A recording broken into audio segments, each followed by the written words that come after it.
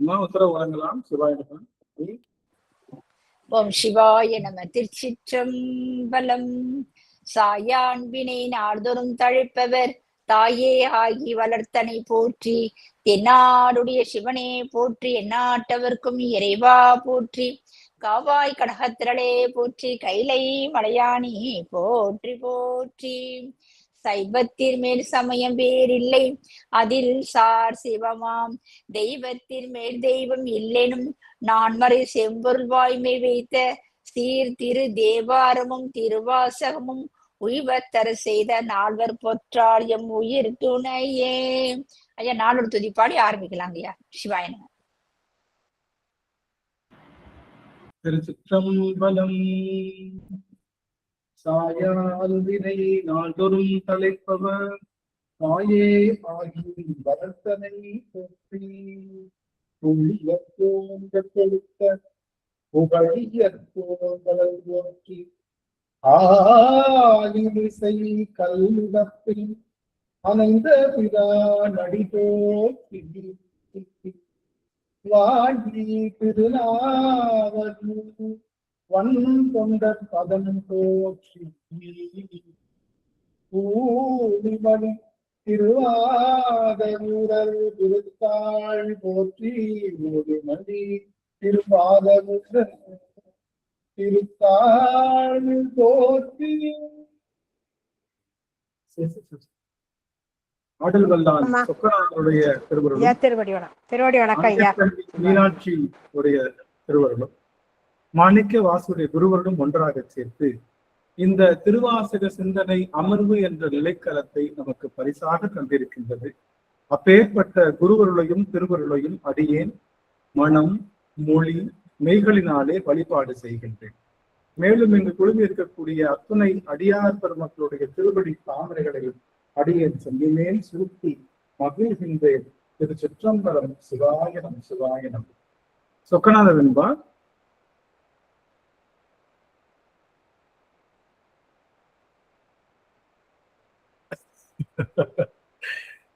ஒரே ஒரு நிமிஷம். சொக்கநாதர் மட்டும் எடுத்துக்கிறேன்.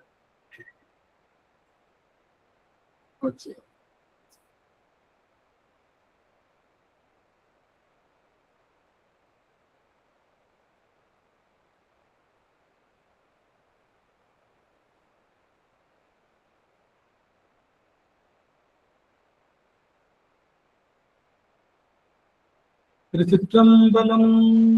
மிண்டு செய்யும் மும்மலம் மிக்கவினை நல்குரவும் பண்டு போலன்னை வந்து பற்றாமல் கொண்டு போய் நின்னருளில் சேர்க்க நினை கண்டாய். தென்மதுரை மன்னவனே சொக்கநாதா. தென்மதுரை மன்னவன்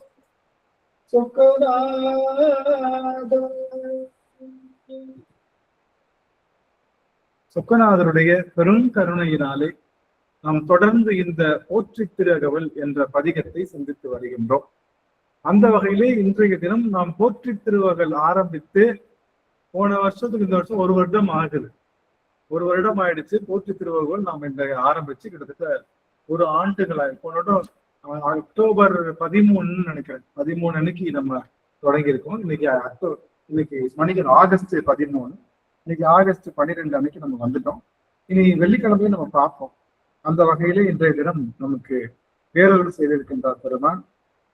போற்றி திருவகவல ஒரு வருஷத்துக்கு மேல சிந்திக்கிற ஒரே ஒரு குரூப் உலகத்துல ஒண்ணு இருக்குன்னா அது நம்ம திருவாசக சிந்தனை குரூப் மட்டும்தான். எவ்வளவோ நிறைய பேர் சிந்திக்கிறாங்க. ஆனா போற்றி திருவகவல் மட்டும் ஒரு வருஷமா சிந்திக்கிறாங்க. இன்னும் எத்தனை வருஷம் போகும்னு தெரியல. அந்த அளவுக்கு சிந்திக்கிற அளவுக்கு நம்ம எல்லாருக்கும் நான் காலையில அப்படியே கண்ணீர் மனுப்புவேன். நீங்க அடியார்கள்லாம் மற்றவோர் பற்றுங்கு அறியேன் போற்றின்னு அவங்க எழுதி போடுறப்பையும் சிவசிவன் போடுறப்பையும் குரலால பதிவு செய்யறப்பையும் அதெல்லாம் கேட்கும் போது நீங்க அடியார்கள் எந்த நிலைக்கு வந்திருக்காங்க. இந்த போற்றி திருவகவல்ல யாருக்காவது அருள் செய்யணும்னா மண்ணிய திருவருள் மலையே போற்றின்னு சொல்றப்போ அது எவ்வளவு பெரிய மகிழ்ச்சியை தருது. சாயா அன்பினை நாள்தோறும் தலைப்பவர் தாயே ஆகி வளர்த்தனை போற்றி அப்படின்னு சொல்லும் போது அந்த மகுடத்தை தழுவதற்கு இந்த அடியார் திருக்கூட்டம் அந்த உதவி புரிஞ்சிருக்குன்னு நினைக்கும் போது இந்த போற்றி திருவகல்ல அங்கங்க ஒரு மைல்கல்லை வச்சுட்டு வந்துட்டோம். இந்த மைல்கல் முதல்ல எத்தனை சாயா அன்பினை, அதுக்கு அடுத்து இந்த மன்னிய திருவருள் மலையை போற்றி, அப்புறம் நம்மளுடைய இந்த மற்றொரு பற்றுங்க அடியை போற்றி, இதெல்லாம் நம்ம செய்த ஒரு பெருமான் நமக்கு கொடுத்த ஒரு பெரிய உபகாரம் தான். அவன் தன்னை வெளிப்படுத்திக் கொண்டே இருக்கான். ஒவ்வொரு அமர்களையும் தன்னை இழையாக சிவபெருமான் தன்னை வெளிப்படுத்திக் கொண்டே இருக்கான். இது அதாவது சிவபெருமானுக்கு 6 முகம், எல்லாருக்கும் ஐமுகம் தான் சொல்லுவாங்க. சிவபெருமானுக்கு ஐமுகம், ஈசானம், தத்புருஷம், வாமதேவம், அகோரம், சத்யோஜோதம் என்று சொல்லுகின்ற 5 முகங்களோடு 6வது முகமாக அதோமுகம் என்ற முகமும் பெருமானுக்கு உண்டு. அந்த அதோமுகம் இப்போ ஒரு முகம் ஈசானம் மேல் நோக்கி இருக்கும், இங்க இப்படி இருக்கும், மேல் நோக்கி இருக்கும். 4 முகம் பிரம்மனுக்கு இருக்கிற மாதிரி வந்துட்டு 5வது முகம் எப்படி இருக்கும், மேல் நோக்கி இருக்கும். அது முகம். அது 6வது முகம் கீழ் நோக்கி இருக்கும். அது உள்ள இருக்கிறதுனால தெரியாது, உள்ள இருக்கிறதுனால நமக்கு தெரியாது. அதனால அது யாருக்கு தெரியும் அப்படின்னா, அவன் ஞானிகளுக்காக அந்த முகத்தை காட்டுவான். அதோ முகம் என்பது கீழ் நோக்கிய முகம். ஞானிகளை நிமிந்து கூட பார்க்க விட மாட்டாங்க. ஐயோ பெருமாள் நிமிந்து பார்க்கணுமே அப்படின்னு நிமிந்து பார்த்தா சிவபெருமானை பாத்திர முடியுமா? நிமிந்து பார்த்தா எப்படி என்னைக்கு பாக்குறது? கழுத்தே உடஞ்சாலும் அவனை பார்க்க முடியாது. அவன் அவ்வளோ உயரத்துல இருக்கான். அதனால ஞானிகளுடைய கழுத்து கூட வளையக்கூடாதுன்னு நினைச்சு இவனே குனிந்து ஞானிகளுக்கு தன்னுடைய முக தரிசனத்தை தருகின்றாரா. ஞானிகளுக்கு தருகின்ற முகமே அதோ முகம். இந்த 6 முகமும் சேர்ந்த பொருளாக இருக்கக்கூடியவன் தான் நம்முடைய முருகப்பெருமான். அறுமுக சிவன் பேர். அதோமுகம் வெளியே தெரிஞ்சா அது முருகன், அதோமுகம் உள்ளுக்கு இருந்தா அது யாரு? சிவபெருமான். நம்ம அப்பா சிவபெருமான். 6 முகமான பொருள் வான்மகிழ வந்தான் அழகனிவன் முருகனும் இனிய பெயர் கொண்டார். 6 முகமான பொருள் வான்மகிழ வந்தான் அழகனிவன் முருகனும் இனிய பெயர் கொண்டார். அதுல பாக்கணும், ஒவ்வொரு பாட்டு ஒவ்வொரு முகம் ஒரு பாட்டு. அந்த பாட்டுல வேல் வடிவில் கண்ணிரண்டு விளங்கு முகம் ஒன்று, கண்ணிலவின் சாரெடுத்து வந்த முகம் ஒன்று, பாவலர்க்கு பாடம் சொல்லும் பழுங்கு முகம் ஒன்று அப்படின்னு ஒவ்வொரு முகமும் வரும். இது எங்க எடுத்தாருன்னு பார்த்தா, இந்த முகங்கள் எல்லாம் நம்மளுடைய திருமுருகாற்றுப்படையில நக்கீரர் காட்டுகிறார். நக்கீரர் 6 முகத்துக்கும் 6 பொருள். இந்த 6 முகமும், ஒரு முகம் இல்லறவாசிகளுக்கு, ஒரு முகம் துறவிகளுக்கு, ஒரு முகம் அறம் செய்பவர்களுக்கு, ஒரு முகம் இவங்களுக்கு அவங்களுக்கு 6 முகத்தையும் பிரிச்சு நக்கீரர் வகைப்படுத்திப்பார். அதைத்தான் நம்முடைய கண்ணதாசன் அவருக்கு ஏற்ற பாணியில அருமையா நமக்கு அந்த பாட்டு பாடியிருப்பாங்க, ஜானகி அம்மா பாடியிருப்பாங்க. ரொம்ப அருமையான ஒரு விஷயம். அந்த வகையில நாம் எல்லாரும் அந்த 6வது முகத்தை காட்டுவதுதான் ஞானியர்களுக்கு உள்ள முகம். அந்த 6வது முகத்தை நம்ம திருவாசக சிந்தனையில பெருமான் இழையாக காட்டிக்கொண்டே இருக்கின்றான். சுண்ணவன் சந்தன சாந்தும் சுடர்விங்கள் சூழா மணியும் வண்ண உரிவை உடையார் ஒருவர் தமர்னா பின்னம் கெடில புனலும் உடையார் ஒருவர் நம தமர்னாம் அஞ்சுவதொன்றும் இல்லை, அஞ்ச வருவதும் இல்லை, அஞ்சுவதொன்றும் இல்லை, அஞ்ச வருவதும் இல்லை. இந்த டீச்சர்ட்ட ஏதாவது பாடம் சொல்ல சொன்னா பாதிக்கு முழுங்கி சொல்லுவேன் நான். அப்படி முழுங்கி சொல்றது என்ன பசிக்குதா அதை சேர்த்து முழுங்கிட்டு அப்படிம்பாங்க. அது மாதிரி நீங்க நிறைய வார்த்தை முழுங்கிட்டு இந்த பாட்டை பாடிருக்கேன்னு நினைக்கிறேன். அதுல வளரும் பவள நிறமும் அப்படின்னு ஒரு வார்த்தை. அவனுடைய பவள நிறம் எதை காட்டுதுன்னா நம்மை காக்கின்ற தன்மையை காட்டுமா. சிவபெருமானுடைய ஒவ்வொரு முகத்துக்கும் ஒரு கலர் இருக்கு. அதுல வளரும் பவள நிறம் என்று சொல்லுகின்ற அந்த பவள நிறத்திற்கு, பவள நிற முகத்திற்கு நம்மை காப்பதற்காக வருகின்ற பெருமானுக்கு பவள நிறமா. அதனால வளரும் பவள நிறம். அவன் நம்மளை எப்பயும் காத்துக்கிட்டே இருக்கனால அந்த பவள நிறம் வளர்ந்து கொண்டே இருக்கான். அது நிக்கலையா, அந்த பவள நிறம் வளர்ந்து கொண்டே இருக்கா. அப்படிப்பட்ட வளரும் பவள நிறமும் சொல்லக்கூடிய அந்த பெருமானுடைய திருமுக தரிசனம் நம்மை அஞ்சேல் என்று காப்பதற்காக வந்து கொண்டே இருக்கின்றது. இந்த திருவாசக சிந்தனையில இருக்கின்ற ஒவ்வொரு அடியார்களுக்குமே என்ன துன்பம் வந்தாலும் தன்னுடைய முக தரிசனத்தை அவன் காட்டும் போது அது பெரும் மகிழ்ச்சியை நமக்கு ஏற்படுத்துகின்றது. அப்படிங்கிற வகையில இந்த புதன்கிழமையும் வெள்ளிக்கிழமையும் பெருமான் தன்னுடைய முகத்தை இழையாக நமக்காக காத்து கொண்டிருக்கின்றார். அதுல இந்த போற்றிகள் எல்லாம் இந்த அளவுக்கு விரித்து நாம பார்ப்பதற்கு நமக்கு பேரருள் செய்திருக்கின்றான் பெருமான். அந்த வகையிலே இன்றைய தினம் நாம் பார்க்க இருக்கக்கூடிய போற்றி என்பது இத்தி தன்னில் கீழ் இரு மூவர்க்கு அத்திக்கு அருளிய அரசே போற்றி. இத்தி தன்னில் இரு மூவர்க்கு அத்திக்கு அருளிய அரசே போற்றி என்று சொல்லுகின்ற அந்த வரிகளை இன்றைய தினம் நாம் பார்க்க இருக்கிறோம். அப்போ பெருமானுக்கு நாம் எதற்காக போற்றி செய்ய வேண்டும் அப்படின்னு பார்த்தோம்னா, இந்த பிறவி எடுத்ததே போற்றி செய்வதற்காகத்தான். அது அடிக்கடி என்ன பண்ணணும், நம்ம இந்த புத்தியில சொல்லிக்கிட்டே இருக்கணும். நீ வந்தது பெருமான வணங்குறதுக்குத்தான், நீ வந்தது சிவபெருமான வணங்குறதுக்குத்தான் அப்படின்னு இந்த ஆன்மாவுக்கு காலையில நாம சொல்லுகின்ற அந்த சொல்லுதான் மற்ற ஓர் பற்று இங்கு அறியே போற்றி.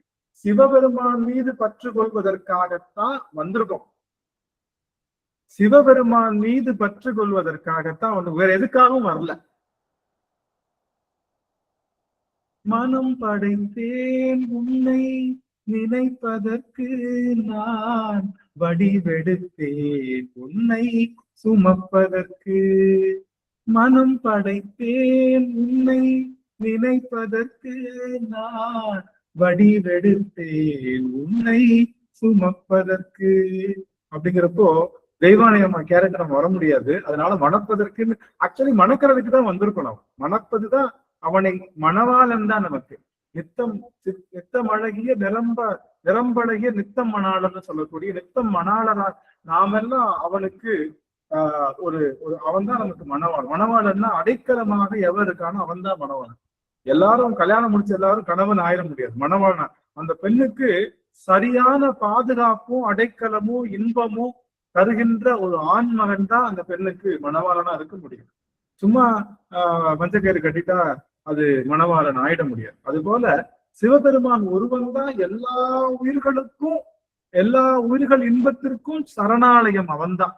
எல்லா உயிர்களுடைய இன்பத்திற்கும் எல்லா உயிர்களுடைய பாதுகாப்பிற்கும் சரணாலயம் அவன் திருவடி என்பதனால சிவபெருமான் தான் மணவாளன். அப்படிப்பட்ட பெருமான் நினைப்பதற்குத்தான் நம்ம பிறந்திருக்கோம்.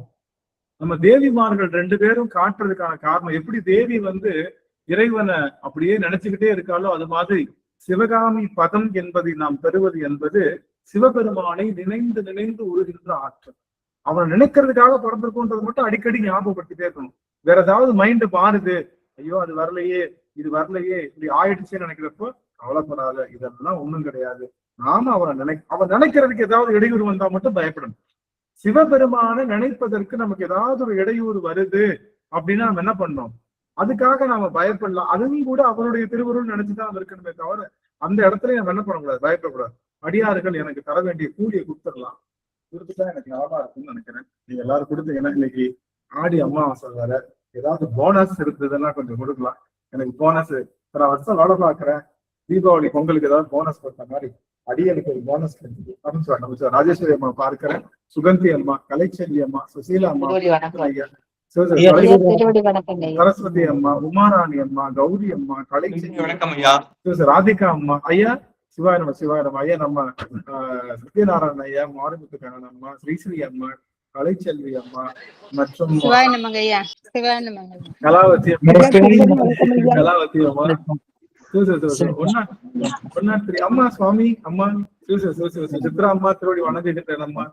சரஸ்வதி அம்மா, ரெண்டாவது சரஸ்வதி அம்மா, பிரேமா அம்மா, நமச்சிவாய் சுப்பா அம்மா, குழந்தைகள் ஐயா, எல்லாரையும் நான் பார்க்கிறேன். அடியன் தவம் செஞ்சிருக்கேன் எல்லாரையும் பார்ப்பதற்கு. கோலம்மாள் அம்மா பார்த்திருக்கேன், ஜானகி அம்மா பார்க்கிறேன், பிரேமா அம்மா பார்க்கிறேன். பிரேமா அம்மா வந்துதான் எனக்கு இன்னைக்கு ஒரு மகேஸ்வர ஐயா கொடுத்துட்டேன். மகிழ்ச்சி உங்க எல்லாரையும் பார்த்தது. அடியன் பெருந்தவம் செய்திருக்கேன், பெருந்தவம். இன்னைக்கு நல்ல நாள். இன்னைக்கு ஆடி அமாவாசை எல்லாரும் பித்திருக்கள் கடன் தீர்க்கக்கூடிய நாட்களாக சொன்னாலும் கூட நமக்கெல்லாம் பித்திருக்கு கடன் இல்லைன்னு நம்ம நினைக்கிறவங்க. அம்மா சரஸ்வதி அம்மா மியூட் பண்ணிக்கலாம். வணக்கம் சிவா. புஷ்பமா தெரியாது உங்களுக்கு? புஷ்பமா தெரியல எனக்கு. இவங்க அவங்க பேர் என்ன, பத்மாவும் தெரியல. நீங்க எல்லாம் வணக்கம் சொல்ல மட்டும்தான் தெரியுவாங்க எனக்கு. லோக பிரகாஷ் ஐயா தெரியுறாங்க. புஷ்பமா இப்ப தெரியுதுங்க. ஐயா லோகன் ஐயாவும் பாக்குறேன். தவம் மியூட் பண்ணிக்கலாம் ஐயா, மியூட் பண்ணிக்கலாம் லோகன் ஐயா. எல்லாருக்கும் மியூட் பண்ணிக்கலாம் ஐயா. சுவாமி லோகன் ஐயா திருவடி வணக்கம் ஐயா. திருவடி வணக்கம் சுவாமி, திருவடி வணக்கம். அப்போ இன்று பித்ருக்கடன் தீர்க்கின்ற ஒரு நாட்களாக நம்ம எடுத்துக்கிட்டாலும் நமக்கு பித்ருக்கடன் என்பது பற்றி ஒரு பெரிய இல்லை. ஏன்னா அவர்களுக்கு கடன் நம்ம செலுத்துறதுனால அவர்கள் வேறு பதம் அடைவதில்லை. அவரவர் வினை அவரவர் இயற்றியதுதான். ஆனா ஒரு நல்ல செய்தி இல்ல, கவனிங்களேன், ஒரு நல்ல செய்தி இல்ல. அவர்கள் வம்சாவளியில நாம சிவபெருமானை இறுக பற்றுவதே அந்த பித்ருக்களுடைய கடன் தீர்ப்பதுதான். நாம எப்படி பகீரதன் தவம் செய்து கங்கை நீரை வரவழைத்து அந்த அஸ்தியெல்லாம் கரைத்து அவர்கள் எல்லாவற்றையும் சொர்க்கத்துக்கு அனுப்பிச்ச மாதிரி நாம் செய்கின்ற சிவபக்தி நம்மை ஈன்றவர்களுடைய வம்சாவளியினர் அத்தனை பேருக்கு என்னதான் சிவபதம் தான். அவர்கள் அனைவருக்குமே ஒரு பெருநிலை கொடுப்பது இந்த நாம செய்கின்ற பித்ருக்கடன் என்பது சிவத்தை மறவாது நிற்பதுதான் நம்ம பித்ருக்களுக்கு செய்கின்ற பெருங்கடன்.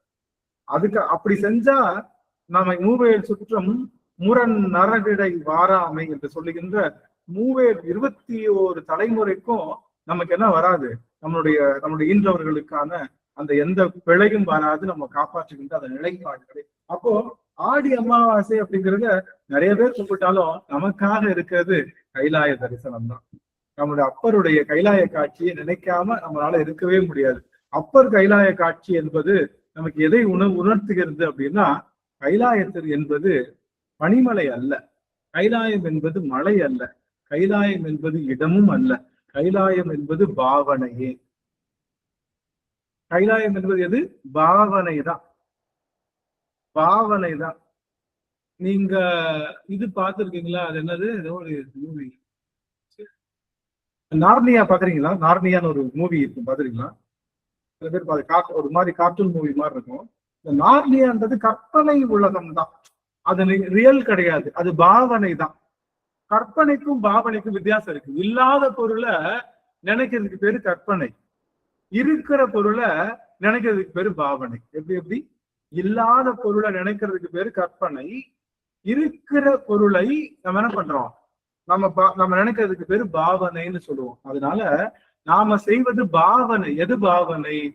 கைலாயம் என்பது மலையில ஏறுறது எவ்வளவு கடினமோ அது போல சிவபெருமானுடைய இருப்பை பாவிப்பதும் கடினம்னு சொல்றோம். அதுக்காக அந்த மலையை சூஸ் பண்ணது. அந்த மலை ஏன் சூஸ் பண்ணிருக்காங்க? கைலாய மலை ஏறி பாரு எவ்வளவு கடினம், மூச்சு வாங்குது, ஆக்சிஜன் இல்ல, அங்க போகணும் இங்க போகணும், அங்க பர்மிஷன் வாங்கணும் இங்க பர்மிஷன் வாங்கணும், குளிர் இருக்கும், அது நம்மளால இயல்பான நிலையில போக முடியாது.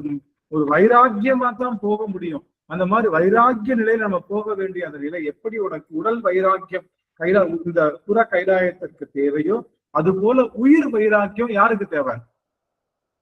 அந்த இறை கைலாயத்தை அடைகின்றவர்களுக்கு தேவைப்படுகிறது. அதை சொல்வதற்காகத்தான் கைலாய மலை அங்க வச்சாங்க. எளிமையா நீ கைலாயத்தை பார்த்து விட முடியாதுன்னு இதை விட எப்படி சொல்ல முடியும்? கைலாயத்தை நீ நினைக்கிற மாதிரி எளிமையா பார்த்து விட முடியாது தங்கம். இந்த கைலாயத்துக்கு போய் பாரு எப்படி இருக்கு. அதை விட கடினம் உன்னுடைய பாவனையை மாற்றிக்கொள்வது. எது பாவனை? பாடலாம், யாராவது பாடலாம். மாதர் பிறை கண்ணி ஆணை யாராவது ஒருத்தவங்க பாடலாம், அவங்களுக்கான வாய்ப்பு உண்டு. ஜானகி அம்மாவை கூட்டலாம். அம்மா தான் எப்பவும் பாடுறாங்க, அம்மா தான் எப்பவும் பாடுறாங்க. இன்னைக்கு அம்மாவுக்கும் வாய்ப்பு இருக்கு. பிரேமா பாருங்களா? அணியின் பாட்டுமலையா? சிவாய நம. திருச்சிற்றம்பலம். மாதர் பிறை கண்ணியானை மலையான் மகளொடும் பாடி போதொடு நீர் சுமந்தேத்தி புகுவார் அவர் பின் புகுவேன் யாதும் சுவடு படாமல் ஐயார் அடைகின்ற போது காதல் மடப்பிடியோடும் களிறு வருவன கண்டேன் கண்டேன் அவர் திருப்பாதம் கண்டறியாதன கண்டேன் கண்டேன் அவர் திருப்பாதம் கண்டறியாதன கண்டேன். திருச்சிற்றம்பலம். அம்மா நிறைவு பாடல் பாடுங்க. அம்மா நம்ம இவங்க ஜானகி அம்மா நிறைவு பாடல் பாடுங்க. திருச்சிற்றம்பலம். வளர்மதி கண்ணியினானை வார்குழலாளொடும் பாடி களவுபடாததோர் காலம் காண்பான் கலைக்க நிற்கின்றேன் அளவுபடாததோர் அன்போடு ஐயாறு அடைகின்ற போது இளநகமாறு எரு தழுவி எரு வருவன கண்டேன் கண்டேன் அவர் திருப்பாதம் கண்டறியாதன கண்டேன் கண்டேன் அவர் திருப்பாதம் கண்டறியாதன கண்டேன். நன்றிங்க ஐயா. அதுல ஒரு வார்த்தை அம்மா சொன்னாங்க, அளவு அறிய அன்பு. அது கரெக்டா சொல்லுங்க சுவாமி. என்ன பாட்டு, என்ன வார்த்தை? அளவு படாததோர் அன்போடு. அளவு படாததோடு அன்போடு, அதுதான் முக்கியமான வார்த்தை. ஐயா அதுக்கு எப்படி போகணுமா, அளவு படாததோடு, அளவ அன்புக்கு அளவு இல்லாம இவ்வளவுதான் இருக்கு அவ்வளவுதான் இருக்குன்னு அளவு படாத அன்புனா மாறா அன்பு, சாயா அன்பு, உளையா அன்பு, சீரான அன்பு, அந்த மாதிரி சொல்லக்கூடிய அந்த அன்பு அளவு படாமல் எடுத்துக்கொண்டு எங்க போகணுமா, திருவையாருக்கு போனா பெருமானுடைய அந்த திருக்கையிலை தரிசனம் என்பது கிடைக்கும். கைலாய தரிசனம் என்பது ஆண் பெண் இரு பாலரையும் சிவமாக பாவித்தல், அதுதான் கைலாயம். நீ எங்க வேணாலும் போகணும், நீ எங்க இருந்தாலும் ஆண் பெண் இருவர் அவங்க ரெண்டு பேருக்கு நம்ம ஒரு நாள் அது ஒரு டாஸ்கா வச்சோம், ஞாபகம் இருக்கா? இன்னைக்கு வர்றவங்க எல்லாரையும் நம்ம சிவபெருமானாவும் அன்னை பராசக்தியாகவும் பார்க்கணும்னு நினைக்கிறப்போ, நீங்க நம்ம அடியன போய் எத்தியோப்பியால இருந்தேன். அப்போ போறப்போ நிறைய பேர் நடந்து போனாங்க. ஒவ்வொரு ஒவ்வொருத்தருக்கும் கையிலையும் சூழம் சாரூபத்தில் நடந்து போற மாதிரி தலையில ஜடாமுடி எல்லாம் வச்சுட்டு அவங்க எல்லாரும் நடந்து போற மாதிரியான ஒரு உணர்வு. பெண்கள் எல்லாம் அன்னை சிவகாமியினுடைய வடிவமாக பார்க்கும்போது அது ஒரு புதிய அனுபவமாகவே இருந்தது. ஆனா அந்த நாள் முழுவதும் என்னால் இருக்க முடியல. காலேஜ்குள்ள போன உடனே அடுத்தடுத்த பணிகள் வந்துட்டனால நிறுத்திட்டோம். அப்போ உண்மை கைலாய தரிசனம் என்பது இன்று நாவுக்கரச பெருமான் உணர்த்துகின்ற அந்த பெருவரி என்ன அப்படின்னா, அது ஆண் பெண் இருவரையும் சிவமாக பார்க்க. அது எந்த ஆண் பெண்லாம் எல்லா உயிர்களுடைய ஆண்களையும் எல்லா உயிர்களுடைய பெண்களையும் சிவமாக பார்க்கின்ற அந்த ஆற்றல் தான் உண்மை கைலாய தரிசனம் என்பதைத்தான் சாமி யாருக்கு சொல்லிக் கொடுத்தாரு? நாவுக்கரசர் சொல்லிக் கொடுத்தாரு. நாவுக்கரசர் புராணத்துல நமக்கு தெரிஞ்சுக்கிட்ட பெரிய செய்தி, நாம எல்லா உயிர்களையும் சிவசக்தி சுரூபமாக பார்க்க வேண்டும் என்ற ஒரு நிலைதான்.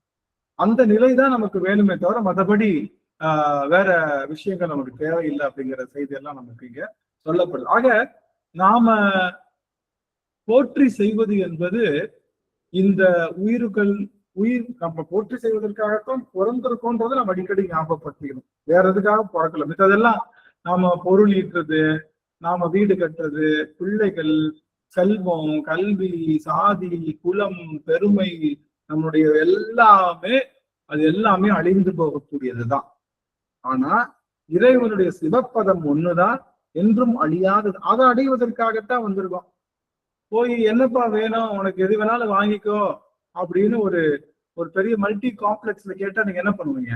ஒரு மல்டி காம்ப்ளெக்ஸ் ஒரு பிளேஸ் இருக்கு, கீழ் மாடியில ஜுவல்லரி, மேல் மாடியில வைரம், அதுக்கு அடுத்த மாடியில ட்ரெஸ், அதுக்கு அடுத்த மாடியில விளையாட்டு சாமான். இந்த மாதிரி 4 மாடியில சரவணா ஸ்டோர் மாதிரி 4 மாடியில 4 மல்டி காம்ப்ளெக்ஸ் ஒரு ஸ்டோர் இருக்குன்னு வச்சுக்கோங்க. உனக்கு என்ன வேணாலும் எடுத்துக்கோ அப்படின்னா நம்ம எங்க போய் என்ன எடுப்போம்? வைரம் நகை தான் எடுப்பேன். நேரா போயிட்டு ஒரு சாக்கு நிறைய என்ன எவ்வளவு அள்ள முடியுமோ அள்ளி வைரத்தை தூக்கி அள்ளி போட்டு, ஏன்னா அதை ஒன்ன வச்சு என்ன பண்ணிக்கலாம், எல்லாத்தையும் வாங்கிக்கலாம்ல. அதனால அதை எடுத்துட்டு போயிட்டோம்னா எல்லாத்தையும். அது போல சிவபெருமானுடைய திருவடி ஒன்றை வைத்து என்ன பண்ணலாம்? சொல்றாரு, நான் எல்லாத்தையுமே எடுத்துக்கிறேன் அப்படின்றாரு. அதான் கொஞ்சம் தான் நம்ம கொடுத்த பையில தான் எடுக்க முடியும் அப்படின்னு ஒரு கன்ஸ்ட்ரெயின் வச்சோம்னா, நம்ம வைரத்தை சூஸ் பண்ணுவது போல இந்த உலகத்தில் இருக்கக்கூடிய எல்லா பொருள்களும் இருந்தாலும் அந்த பொருள்ல நம்ம எதைத்தான் சூஸ் பண்ணணும்? சிவத்தை சூஸ் பண்ணா சிவத்தையோட எல்லாமே வந்துடும். சிவத்தோட எல்லாமே வந்துடும். அப்படிங்கிறனால சிவத்தை தான் நம்மளுடைய பெரும் பொருளாக நாம சூஸ் பண்ண வேணும் அப்படின்னு சொல்லிட்டு, எனக்காக பொண்ணும் மெய்ப்பொருளும் தருவானை பாடுறீங்களா? அப்படியே சாப்பிடல, அப்படியே மெதுவா சாப்பிட்டு ஓடியாந்துடுறேன். பொண்ணும் மெய்ப்பொருளும் தருவானை அப்படிங்கிற பாட்டை நிதானமா யாராவது அழகா படிக்கிற மாதிரி ஒரு அடியவர்கள் எவரையும் இருந்தா விண்ணப்பிக்கலாம். யார் பாடுறீங்க? அடியன் பாடுறேங்க. புஷ்பம்மா பாடுங்க. நமஸ்காரம். திருச்சிற்றம்பலம். பொன்னும் மெய்ப்பொருளும் தருவானை, போகமும் திருவும் புணர்பானை, பின்னை என் பிழையை பொறுப்பானை, பிழையெல்லாம் தவிர பணிப்பானை, இன்ன தன்மை என்றறி உண்ணா எம்மானை எளி வந்த பிரானை, அன்னம் வைகும் வயல் பழன தனி ஆரூரானை மறக்கலுமாமே, அன்னம் வைகும் வயல் பழன தனி ஆரூரானை மறக்கலுமாமே, ஆரூரானை மறக்கலுமாமே. சிவாய். திருச்சிற்றம்பலம். அம்மா ஏமாம்மா, அப்பர் கைலாய காட்சி பத்தி ஒரு சில வரிகள் அம்மா பேசுங்க. இந்த வந்துடுறேன் சுவாமி. வாய்ப்பு இருக்க பேச முடியுமா அம்மா? பேசுறேங்கய்யா. இன்னைக்கு அதான் அப்படியே காலையில பேசணும். இன்னைக்கு அருமையான ஒரு தருணம். சிவாய நம. திருச்சிற்றம்பலம். அப்பர் பெருமானுடைய சிறப்பு.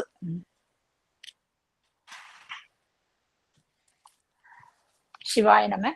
திருச்சிற்றம்பலம். அப்பர் பெருமான் அவருக்கு கைலை போகணும்ன்ற ஒரு எண்ணம். எப்படியாவது பெருமான தரிசனம் பண்ணணும் அப்படின்னு நினைச்சுக்கிட்டு, ஐயா கைலிக்கு போகணும் அப்படின்னு நினைச்சுங்க. முதல்ல எங்க போறாரு? காலஸ்ரீ போயிருக்கிறாரு. காலஸ்ரீ போயிட்டு காலஸ்ரீ தரிசனம் பண்ணி முடிச்ச பிற்பாடு அங்கிருந்து திருப்பருப்பதை ஸ்ரீசைலம் போறாரு. அங்கேயும் போயிட்டு பெருமானெல்லாம் வணங்கிட்டு அப்படியே கங்கைக்கு போறாரு. அப்பெல்லாம் காலாலே நடந்தே தான் போயிருக்கிறாங்க. எப்படிப்பட்ட ஒரு விஷயம் பாருங்க.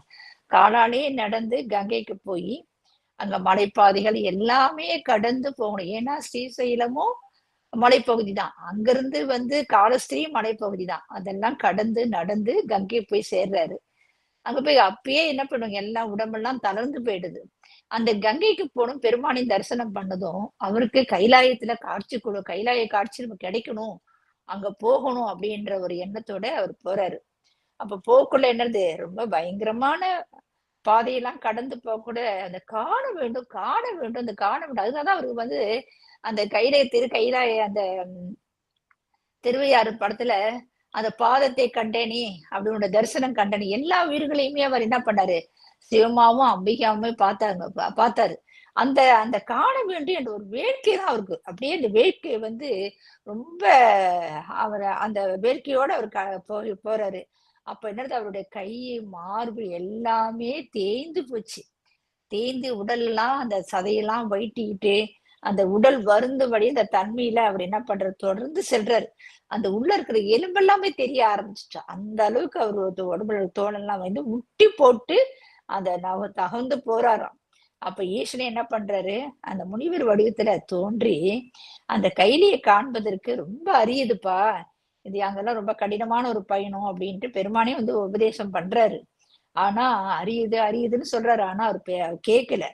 அப்பணியை கைவிடுக என கூறுறாரு. பெருமான் வந்து உபதேசம் சொல்றாரு, வேண்டாம், அந்த அந்த நினைப்பை வந்து கைவிட்டுடுங்க அப்படின்னு சொல்றாரு. ஆனா நாயனார் என்ன பண்றாரு, நம்ம அப்பர் சுவாமி என்ன பண்றாரு, அதற்கு ஒவ்வாது அவருக்கு நான் உடன்பட மாட்டேன், அந்த ஈசன் திருக்காட்சி நான் கண்டிப்பா பார்த்தே ஆகணும் அப்படின்னு சொல்றாரு. அப்ப மறுபடியும் அவர் சொல்லக்குள்ள அங்க ஒரு பொய்கை இருக்கு, அந்த பொய்கையில மூழ்கினா அங்க திருவழியாற்றில நீ வந்து அங்க எழுந்திருப்ப, அங்க கையிலே காட்சி நீ காண்பாயாக அப்படின்னு சொல்றாரு அவரு. அப்புறம் அருளி செய்யல அங்க அவரு பெருமான் போய் அருளி சொல்றதுனால அவர் என்ன பண்ண, நாயனார் வந்து அவ்வாறே அப்பொய்கில மூழ்க. அப்பதான் அந்த நம்பிக்கை தாங்க, அந்த நம்பிக்கை. நாமளும் என்ன தெரியும் செய்வோம், மறுப்பு தெரிவிப்போம்.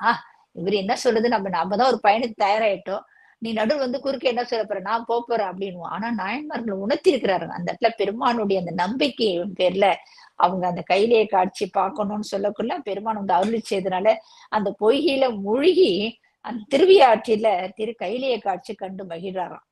அப்ப வந்து யாவும் சிவனும் சக்தி வடிவமாக விளங்கக்குள்ள அந்த தன்மையை கண்டு வணங்கிய நாயனார் அப்பா அந்த மாதர்பிறை கன்னியானி என்ற பாடல அவர் ஒவ்வொரு பதிகத்தையும் மூலியமா பாடிக்கிட்டே இருக்கிறாரு. எப்பேற்பட்ட சிறப்பு அந்த பதிகத்துல அப்படின்னு அவர் ஒவ்வொன்றையும் பாக்குறாரு. எப்படி அந்த ஒவ்வொரு பெருமானியும் அதை நினைச்சு நினைச்சு நினைச்சு அந்த பாடல் எல்லாம் பாடிக்கிட்டே இருக்காரு. அப்பேற்பட்ட கைலை காட்சி தான் இன்னைக்கு நம்ம போகல. அந்த கைலை காட்சி போகலாம்னு எனக்கு ஐயா சொன்ன மாதிரி அந்த கைலை காட்சி கண்ணுக்கு முன்னால தெரிஞ்சிச்சு. அந்த அளவுக்கு அருமையான ஒரு திருப்பதிகம் இந்த திருப்பதிகம் கைலை காட்சி. இதுல வந்து என்ன ஒரு சிறப்பு அப்படின்றதுன்னா நம்ம கொஞ்ச நாளி ஐயா வர வரைக்கும் நம்ம சிந்திக்கலாம்னு நினைக்கிறேன். ஐயா சிந்திக்கலாமாங்க ஐயா? அத அம்மா ஜோதி டிவில லைவா போயிட்டு இருக்குதுங்கம்மா கைலாய காட்சி. அப்படிங்களா? சிறப்பா பார்த்துட்டே இருக்கிறேங்கம்மா. ரொம்ப சந்தோஷம். நாங்க டிவி எல்லாம் பாக்கல, இந்த கையில காட்சி நாம பாத்துட்டு இருக்கோம், அடியாருடைய சங்கமத்தை நம்ம பாத்துட்டு இருக்கோம். அதாவது முதல் பாடல சொல்றாரு, மாதரி பிறை கன்னியானை மலையான் மகளோடும் பாடி போதோடு நீர் சுமந்தேத்தி புகுவார் அவர் பின் புகுவேன் யாதும் சுவடுபடாமல் ஐயார் அடைகின்ற போது அப்படின்னு அந்த சிவபெருமான் அழகிய பிரச்சனை அடைஞ்சிருக்காரு இல்லையா, அந்த மலைமகிழியாக உமாதேவி உடனாக கொண்டு விளங்குகிறார் இல்லையா, பெருமானை பூசிப்பதற்கு என்ன எடுத்துன்னு போறாங்க, நன்னீரு அந்த அர்ச்சனை பண்ணது பூக்களும் ஏந்தி கொண்டு புகழ் பாக்களையெல்லாம் பாடிச்சு அடியர்கள்லாம் போறாங்களாம். அவங்க போகல, அவங்க பின்னால யாரும் நான் புகுவேன் பெருமானி, அந்த புகுந்து உடல் தேய்ந்து ஊர்ந்து புரண்டு நைந்து அப்படி போறாராம். அந்த பொய்யில் முழுகி அந்த திருவியாற்றில வந்து சுவடே இல்லாம இருக்கிற அந்த திருவடி அவர் கால்பட்டு எரிகின்ற போது அந்த பேற்றை அடையும் போது பிடியும் களிரும், அந்த பிடிரும் களியும் யானை அந்த அம்பிகையோட அவங்களாம் எப்படி இருக்காராம், பிடிரும் களினா பெண் யானை ஆண் யானைன்னு சொல்ல முடியாது. அந்த மாதிரி அந்த காட்சி அவருக்கு அம்பிகையோடு விளங்கக்கூடிய அந்த சிவபெருமானுடைய அந்த ஈசனே காண்கிறாராம். அப்பதான் அந்த பாட்டை பாடுறாரு, அப்பெருமான் திருப்பாதங்கள் காண்பதற்கு அப்பா பெருமானி இது யான் காணும் பேற்றினிய உற்றேனே அப்படின்னு சொல்லி அந்த பாட்டுல பாடுறாரு. அப்ப அந்த கடைசி பாட்டுல பாருங்க, கண்டேன் அவர் திருப்பாதம் கண்டறியாதன கண்டேன் அப்படின்னு ஒவ்வொரு பாடல் முடியல அவர் சொல்றாரு. என்ன பாக்குறாரு, இந்த பாதான் எல்லா உயிரினங்களையும் அவர் என்ன பார்த்து சுகமா பாவித்தாரு. எல்லாரும் ஆண் பெட்டை அதாவது சேவல் கோடி அத மாதிரி ஆண் பெண் யானை அவர் சிவமா பாவிச்சாரு. எல்லாருமே பெண்ணா ரெண்டு பேரையும் அவங்க எப்படி சந்தோஷமா இருக்கிறாங்களோ அதே மாதிரி அவர் கண்ணுக்கு வந்து என்னது எல்லாமே சிவமா கண்ணுக்கு. அதனாலதான் அவர் என்ன கண்டேன் அவர் திருப்பாதும் கண்டறியாதன கண்டேன் அப்படின்னு அந்த பாடல் முழுக்கும் சொல்றாரு. போடிலங்கண்ணியினானே போந்து கிளாலோடும் பாடி வாழியம் போற்றென்று ஏத்தி வட்டமிட்டாட வருவேன் ஆழி வளவன்றேத்தும் ஐயாரடைகின்ற போது கோழி பெடையொடும் கூடி குளிர்ந்து வருவன கண்டேன் கண்டேன் அவர் திருப்பாதம் கண்டறியாதன கண்டேன். இந்த பாடம் என்ன சொல்றேன்னா, பெருமான் வந்து பிறைச்சந்தனையை அணிந்திருக்கிறார் இல்லையா, அது எப்படி உமாதேவியோட விளங்குகிறாராம். பெருமானை எப்படி நான் வாழ்த்தி மகிழ்ச்சியுடன் கைத்தாளமெல்லாம் தட்டி வட்டு சுட்டி ஆடி எல்லோரும் வரும்போது அந்த திருவிழாட்டு நானும் போய் அங்க அடையிறப்பா. அப்ப அடையக்குள்ள அந்த சேவல் படையுடன் திகழ அந்த தன்மையில ஈசன் அம்பியோட குழாவி அந்த விளங்குகின்ற அந்த கண்ணால காண்ற அந்த அரிய திருப்பாத்தின கண்டேன்னு சொல்லி அந்த பாடல்ல அவர் அப்படியே உணர்ந்து அந்த பாடலை பாடுறாரு. ஐயாவும் வந்துட்டாரு. சிவாய நம. வாய்ப்புக்கு நன்றிங்க. மகிழ்ச்சி மகிழ்ச்சி. இன்னைக்கு உண்மையிலேயே நம்மளுக்கு நாவுக்கரசருடைய பெரிய அந்த அந்த ஒரு அவருடைய கருணை நம்ம மேல பொழிகுதுன்றதுக்கான மாற்றுக்கிறது இல்லை. எப்பொழுதுமே சாப்பாடு கொஞ்சம் வேகமா வந்துடும். இன்னைக்கு லேட்டா வந்துச்சு தெரியல. எப்போ நான் சாப்பாடை பத்தி கவலைப்பட மாட்டாங்கல்லாம்.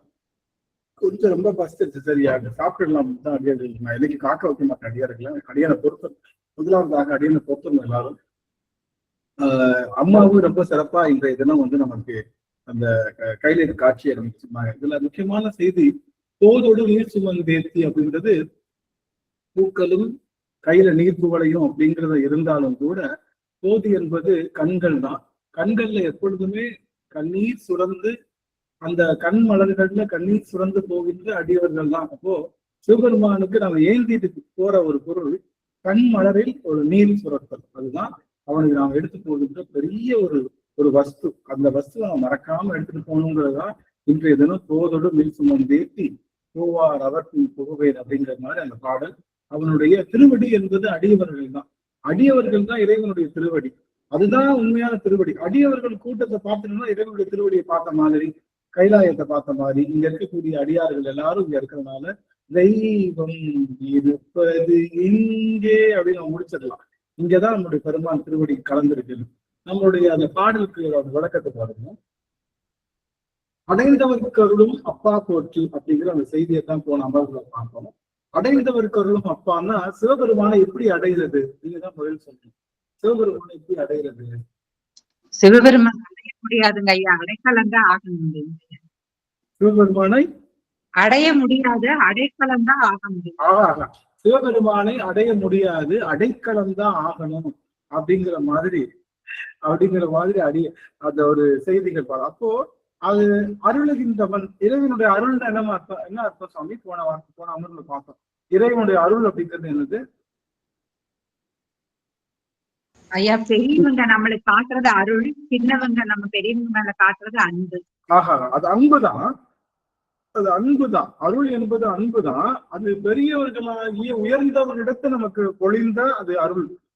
நம்ம கிட்ட இருந்து பெரியவங்க கிட்ட போச்சுன்னா அது பேர் அன்பு. அன்புதான், ரெண்டுமே அன்புதான். ஆனா நம்ம கிட்ட போன அன்பு அது நம்ம கிட்ட பெரியவங்கிட்ட இருந்து நம்ம கிட்ட வந்தா அது அருள். அப்பேற்பட்ட அருளை அப்பா என்பது நமக்கு தெளிவுகளை ஏற்படுத்தக்கூடிய ஒரு ரோல். அம்மான்றவ நம்ம ஈன்று பிறந்திருந்தாலும் சான்றோன் ஆக்குவது தந்தை கடனே அப்படின்னு சொல்லுவது போல நம்ம எல்லாரையும் சான்றோனாக ஆக்குவதற்கு பெருமான் இருக்காரு. இனி அடுத்து வருகின்றதுலாம் பாத்தீங்கன்னா பெருமான் இவ்வளவு நாள் தளத்தை பத்தி பேசினார்ல. கவனிங்க ஒரு நிமிஷம், எல்லாரும் கவனிக்கலாம், கொஞ்ச நேரம் கூட இருக்கலாம். சிவபெருமான் தலத்தை பத்தி பேசினாங்க. அதாவது என்ன தலம் பார்த்தோம்? ஈங்கோய்மலை, திருப்பராய்த்துறை, அதுக்கப்புறம் நம்ம குற்றாலம், அப்புறம் பாத்தீங்கன்னா கோகலி என்ற பெருந்துறை, பழனம், திருப்பழனம், கடம்பூர், பராய்த்துறை, சிராப்பள்ளி, இதெல்லாம் நம்மளுடைய தலங்களாக பார்த்தோம். இனி வருகின்ற செய்திகள்ல சின்ன சின்ன திருவிளையாடல்களை சுவாமி நமக்கு சொல்லப்படுற. இனி வரப்போற சில வரிகள்ல நிறைய வரிகள்ல ஏற்கனவே கீர்த்தி திருவகல்ல நிறைய திருவிளையாடல் புராணம் சொன்னாலும் கூட போற்றி திருவகல்ல இறைவனுடைய திருவிளையாடலை தெரிந்து கொள்ள வேண்டும். ஏன் இறைவனுடைய திருவிளையாடல்களை தெரிந்து கொள்ள வேண்டும் அப்படின்னா ரெண்டு விஷயம். இறைவனுடைய தலத்தை தெரிந்து கொள்வதனால என்ன கிடைக்கும்னா, இந்த தலத்துக்கு போனா நமக்கு நன்மை கிடைத்து விடாதா என்று நினைக்கின்ற நம்முடைய மனமானது அடங்கும். ஆகா, இங்க போயிட்டு வந்துட்டோம், நமக்கு எல்லாம் என்ன ஆயிடும்? இங்க மதுரை திருச்சிக்கு பக்கத்துல திருப்பட்டூர்னு ஒரு கோவில் இருக்கு. அங்க போனா என்ன நடக்கும்? திருப்பட்டூர் கேள்விப்பட்டிருக்கீங்களா எல்லாரும்?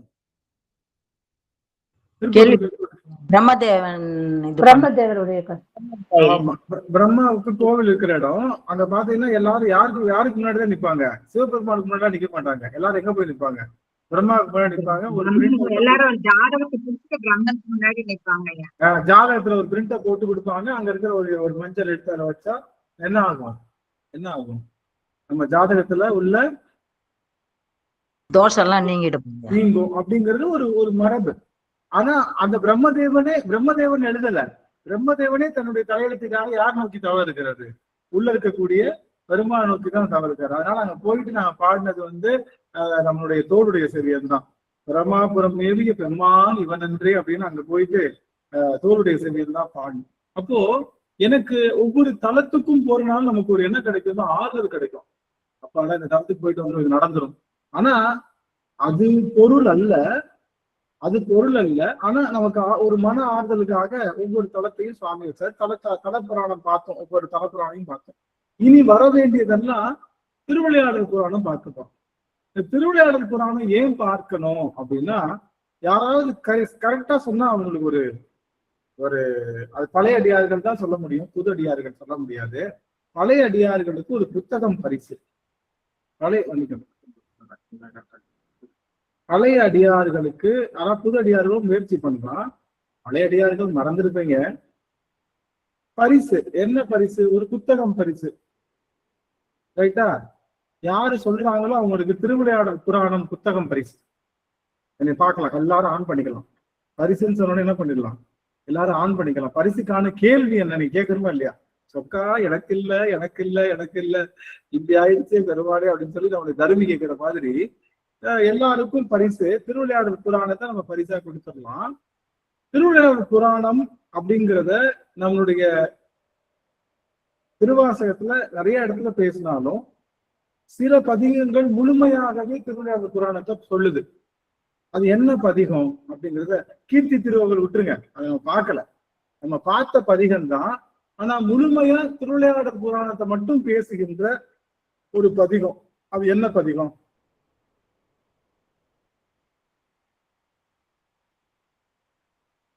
அதெல்லாம் நான் பார்த்துக்கிறேன், நான் தப்பா சொல்லக்கூடாது.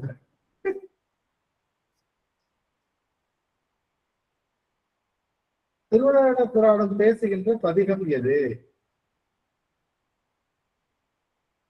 கேள்வி உங்களுக்கு பிடிச்சிருக்கா அந்த கேள்வி?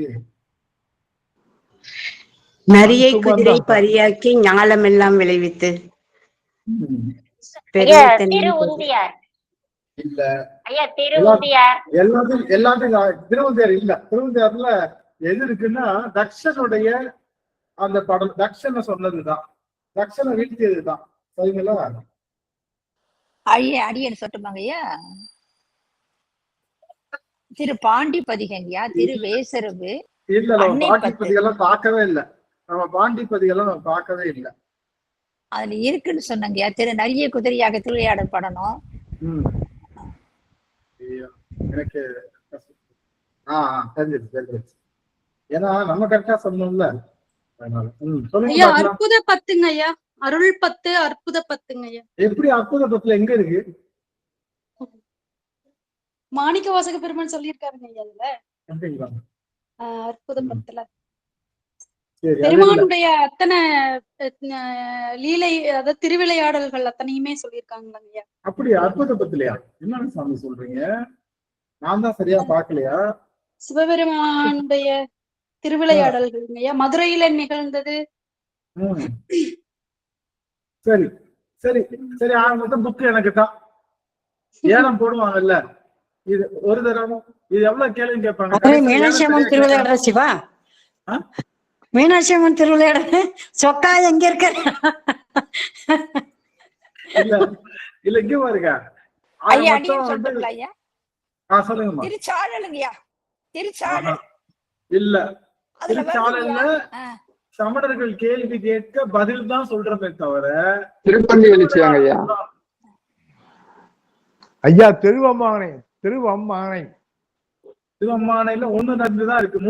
முழு பதிகமுமே திருவிளையாடல் புராணத்தை பத்தி தான் வரும். எல்லாமே சொல்றாங்க ஐயா. யாத்திரை 10 அவ்வளவுதான், முடிஞ்சு. நீ மணி அடிச்சு இல்ல 1 தரம் 2 தரம் 3 தரம் முடிஞ்சு. இதுல இருந்து என்ன தெரியுதுன்னா, தப்பா சொல்லலாம். அப்ப சென்னி பத்தியும் சரியா படிக்கல, யாத்திரை பத்தியும் சரியா படிக்கல, திருச்சாலையும் சரியா படிக்கல. ஏன்னா இது இல்லன்னு நமக்கு நல்லாவே தெரியும். நம்ம கோத்தும்பியில கூட சொல்லலாம் 1 2 வருது. ஆனா நல்லா இப்ப சொன்ன உடனே கம்பெனிக்கு தான் இப்ப புத்தகம். நீ எல்லாரும் சேர்ந்து எனக்கு ஒரு புத்தகம் என்னன்னா திருவிளையாடல் புராணம் புத்தகம் வாங்கிக்கணும். எல்லாரும் திருவிளையாடல் புராண புத்தகம் வந்து 250 ரூபான்னு வச்சுக்கோங்க.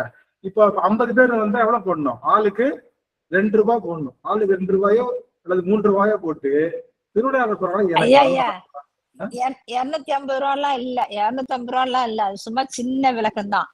பெரிய விளக்கம்லாம் ஆயிரக்கணக்குல எல்லாம் இருக்கீங்கயா. பார்த்து வச்சுட்டே வந்துட்டேன் நானு. சரி, என்ன பதிகம் அப்படின்னா, எந்த பதிகம் இறைவனுடைய திருவிளையாடல் புராணத்தை பத்தி சொல்லுது அப்படின்னா திருவார்த்தை. திருவார்த்தை அப்படிங்கிற 10 பாடலும் சிவபெருமானுடைய திருவிளையாடலையே சொல்கின்றது. பாத்துருக்கோம், ஞாபகம் இருக்கா? மறந்துருப்பீங்க, ரொம்ப நாளுக்கு முன்னாடி பாத்துருக்கோம்ல. திருவார்த்தை நடத்தவே இல்லை. நடத்தியாச்சு, திருவார்த்தை நடத்தியாச்சுங்க சாமி.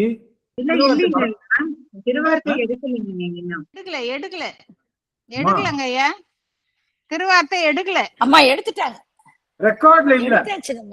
ரெக்கார்ட்ல இல்ல, ரெக்கார்டுக்கு முன்னாடி சொல்றேன். 99வது அமர்வுலதான் ரெக்கார்ட்ல இருக்கு. அதுதான் பழைய அடியார்கள் சொன்னேன். சந்திராம வந்துட்டாங்க. எம்பிரான் ஆவாரே ஒவ்வொன்னும் நான் எழுதி வச்சிருக்கேன். அதனால திருவார்த்தை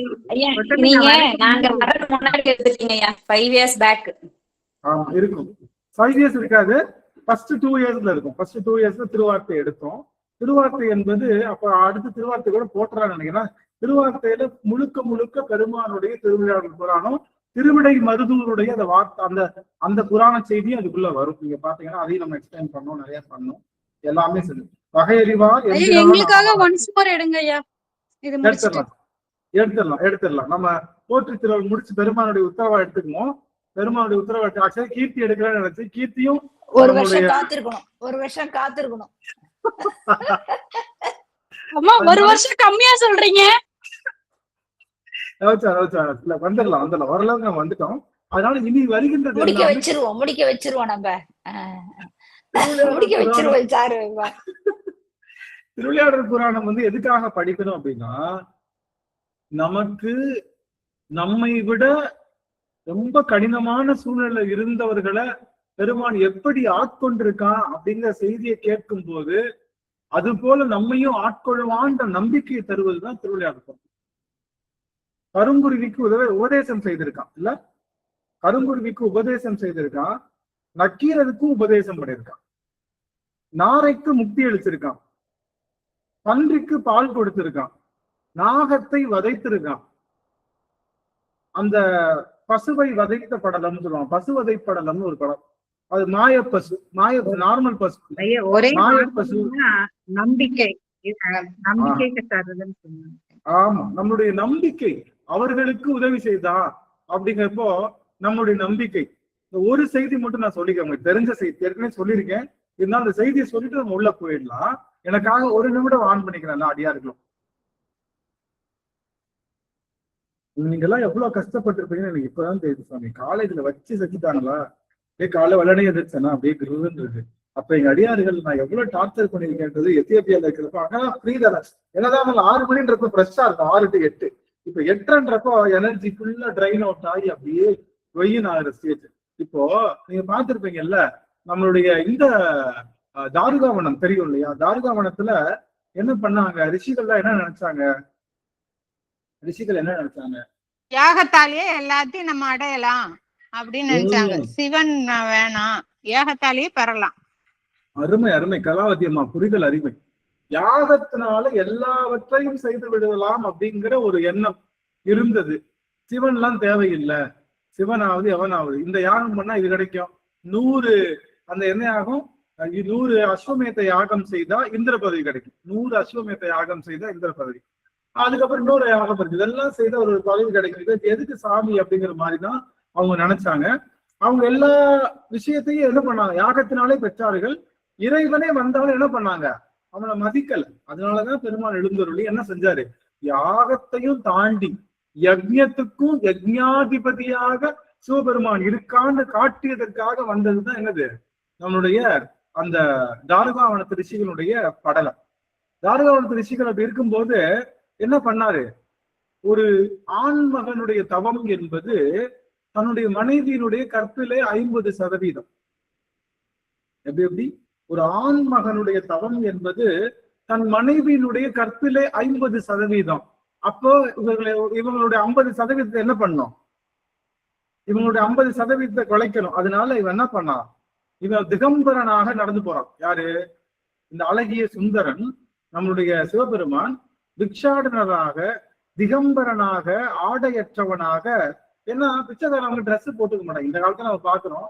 அந்த காலத்துல அவங்க ட்ரெஸ் வாங்க முடியாதனால ட்ரெஸ் கூட போடாம அவங்க என்ன பண்ணுவாங்க? நடந்து போவாங்க. அது மாதிரி ஆடையற்றவனாக நடந்து போறான். அவன் தானே சுந்தரன், அவன் தானே அழகன், அவன் தான் எல்லாவற்றுக்கும் அதிபதி. அவனை கண்ட உடனே இந்த பெண்கள் எல்லாம் என்ன பண்றாங்க? அப்படியே மயங்குறாங்க. யாரு? இந்த ரிஷி பத்திரிகள் எல்லாரும் மயங்குறாங்க. அப்படி மயங்கும் போது என்ன ஆயிடுச்சு? தன்னுடைய கணவனை விட இவன் அழகா இருக்கான்னு நினைச்ச அடுத்த கணம் என்ன ஆயிடுச்சு? அந்த பெண்களுடைய பதிவிரதை என்று சொல்லுகின்ற தன்மை இழந்தாங்க. தன்மை இழந்தவுடன் என்ன ஆயிடுச்சு? முனிவர்களுடைய 50% தவம் உடனே குன்றிடுச்சு. அதுக்கு அடுத்த 50% அவர்களுடைய ஆணவத்தினாலே குன்றியது. ஒன்றமற்றவர்களாக போனாங்க. அது வேற விஷயம். அப்ப இவங்க எல்லார்கிட்டையும் பலி தேர்த்தாரு. எல்லா சாமி எனக்கு சாப்பாடு போடுங்கன்னு. அப்ப எல்லாரும் என்ன பண்ணாங்க? அவருக்கு சாப்பாடு போடுறப்ப என்ன ஆயிடுச்சு? அப்படியே சாமியை பார்த்து உருகுறதுனால கை வளையல் என்ன ஆயிடுச்சு? உருவி எதுல விழுந்துருச்சு? அவனுடைய பிட்சை பாத்திரத்தை விழுந்துருச்சு. இந்த எல்லா பெண்களுடைய கை வளையல் உருவி அந்த பிட்சை பாத்திரத்தை விழுந்துருச்சு. அதுக்கப்புறம் அவருடைய ஆணவத்தெல்லாம் அடக்கிட்டு வந்துட்டான். அந்த திருவிளையாடல் புராணம், அந்த திருவிளையாடல் முடிஞ்சு போச்சு. ஆனா முக்கியமான செய்தி அடியாருக்கு கொஞ்சம் உற்று நோக்கணும். ஒரே ஒரு செய்தி, முக்கியமான செய்தி என்னன்னா, இவனுக்கு ஒரு வருத்தம். யாருடைய ஆணவத்தை அடக்க போனோம்? ரிஷிகளுடைய ஆணவத்தை அடக்க போனோம். ஆனா யார் பாதிக்கப்பட்டுட்டா? ரிஷிபத்தினுடைய கற்புக்கு பங்கம் விளைவித்தது. அவருடைய கற்பு நெறி தவறியது. அதனால அவர்களுடைய அந்த வளையல் இருக்கு இல்லையா, அதெல்லாம் என்ன ஆயிடுச்சு? வலிந்து அந்த பிட்சை பார்த்து வந்துருச்சு. இவன் அடிக்கடி தொட்டு தொட்டு பார்ப்பான் அந்த வளையலை. யாரு? சிவபெருமான். இந்த பிள்ளைங்களை இப்படி பண்ணிட்டோமே, இந்த பிள்ளைங்களை நம்ம இவங்களை பழி வாங்குறதுக்காக இந்த பிள்ளைங்களை என்ன பண்ணிட்டோம், இப்படி செய்துட்டோமே அப்படின்னு நினைச்சிட்டு பெருமான் என்ன பண்ணானா, அந்த எல்லா வளையல்களையும் மொத்தமா எடுத்து ஒரு வெள்ளியில அப்படியே கட்டி வச்சான். ஒரு வெள்ளி கயத்துல கட்டி வச்சு பத்திரமா வச்சுட்டு திரும்ப மதுரையில அந்த பெண்கள் எல்லாரையும் அந்த வணிக குல பெண்களாக, செட்டி பெண்களாக பிறக வைக்கிறாங்க. யார? இந்த பெண்கள், இந்த யார் ரிஷிபத்தினிகள் எல்லாரையும் மதுரையிலே செட்டிக்குல பெண்களாக, அந்த செட்டியார் குலத்தில் இருக்கக்கூடிய பெண்களாக பிறக்க வைக்கிறாங்களாம். ஏன்னா அவர்களுக்கு இன்னும் மதுரையில பாத்தீங்கன்னா இந்த கல்யாண வளையல் சொல்லுவாங்கல்ல, பொண்ணு வளையல் கேள்விப்பட்டிருக்கீங்களா? பொண்ணு வளையல் போடுவாங்கன்னு கேள்விப்பட்டிருக்கீங்களா? கல்யாணத்துக்கு முன்னாடி ஒரு வாரத்துக்கு முன்னாடி போடுவாங்கல்ல. எப்படி பண்ணுவாங்க? கோயம்புத்தூர் என்ன பண்ணுவாங்க? கோயம்புத்தூர்ல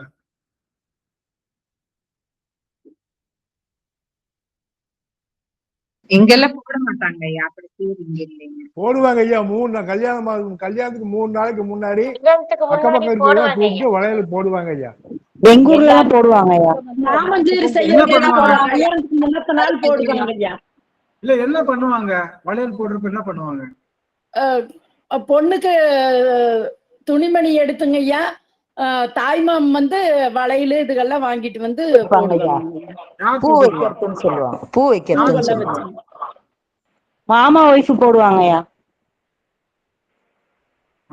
மாமா போடுவாங்க. சரி, ஓகே. ஒவ்வொருத்தவங்களுக்கும் ஒரு வழக்கம். ஆனா மதுரை என்பதில என்ன வழக்கம்னா, பொண்ணுக்கு கல்யாணம் முடிஞ்சா நேரா மீனாட்சி அம்மன் கோயிலுக்கு தான் போவாங்க. மீனாட்சி அம்மன் கோயில்ல உள்ள வளையல், அந்த வளையல் விற்பாங்க. அதுக்குன்னு பொன் வளையல் விற்கிறது தான் அங்க வேலையை. இப்ப இல்ல, அதெல்லாம் எடுத்துட்டாங்க. அந்த தீ விபத்து ஏற்பட்டது இல்லையா, அதுக்கப்புறம் அந்த வளையல் கடை எல்லாம் இல்ல. கரெக்டா அம்மன் சன்னதிக்கு போறது வெளியில அந்த கோயிலுக்குள்ள என்ட்ரியிலேயே சைட்ல பூரா வளையல் கடை இருக்கும். அந்த வளையல் கடையில இருக்கிறவங்க தான் வளையல் போடணும். யாருக்கு? பொண்ணுக்கு. அந்த வளையல் கடையில இருக்கிறவங்க தான் வளையல் போடணும். அந்த வளையல் கடைக்காரவங்க சிவபெருமானை பார்ப்பது ஒரு மரபு மதுரை மக்களுக்கு. சிவம் வளையல் விற்ற தலம் அல்லவா நம்ம மதுரை என்பது.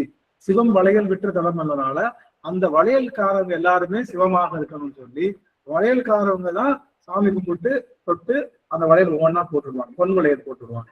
அதனால அப்ப அந்த மாதிரி அப்ப அது போல பெருமாள் வளையல் விற்பதற்காக வந்துட்டு அவனுக்கு என்ன ஒரு வருத்தம், ஆகா நம்மளுடைய திருவிளையாடலுக்காக இந்த பிள்ளைங்களை பலிகடை ஆக்கிட்டமே பத்திரமா எடுத்துட்டு அடுத்த பிறவியில் பல பிறவிகளுக்கு அப்புறம் அவர்களை செட்டிக்குழு பெண்களாக பிறக்க வைத்து அவர்கள் கையில இந்த வளையல் பூட்டாங்க. திரும்ப தேடி தேடி அவங்கள மட்டும் அவங்களுக்காக எல்லாம் வந்து கை காட்டுவாங்களாம். நீ கவனிங்க, எல்லாம் வந்து காட்டுவாங்க. காட்டுறப்ப வேற வேற வளையல் போடுவானா. ஆனா இந்த செட்டி பெண்கள் வந்தாங்கல்ல, ரிஷிபத்தினிகள் அந்த 7 பேரு, அந்த 7 பேர் வந்து காட்டுறப்ப மட்டும் என்ன பண்ணா, அவன் இத்தனை யுகங்களாக சேர்த்து வந்த அந்த வளையல், அந்த தங்க அந்த வெல்வெட் துணி மாதிரி ஓபன் பண்ணா அந்த அந்த பெண்கள் எல்லாம் கொடுத்த அந்த வளையல், பிச்சை பாத்திர பச்சை வளையல் பத்திரமா வச்சிருந்தாங்க. யாரோட வளையல் யாருக்கு சேருமோ கரெக்டா எடுப்பானா அந்த பெண்களுடைய கையில அந்த வளையல் பூட்டின உடனே அந்த பெண்கள் தன்னுடைய நிலையை அறிந்து மீண்டும் தன்னுடைய கற்பு நெறி பெற்று ரிஷி பத்திரிகளாகவே சென்றதாக அந்த அந்த திருவிழா புராணம் நமக்கு சொல்லும். அப்போ இதுல என்ன தெரியுதுன்னா, சிவபெருமான் தெரிஞ்சோ தெரியாமோ நமக்கு ஏதாவது ஒண்ணு பண்ணிட்டான் அப்படின்னா ஒன்றா ஆள் கிடையாது. ஏதோ யாரையோ ஒருத்தவங்களுக்கு உணர்த்துறதுக்காக நம்மளை வந்து கொஞ்சம் லேசா வருத்திட்டா கூட அந்த வருத்தத்தை தீர்ப்பதற்காக அவன் மீண்டும் வந்து நமக்கு இன்பம் ஊட்டுவான்றதுக்கு இது ஒரு பெரிய விஷயம். அதனால கவலைப்படாதீங்க.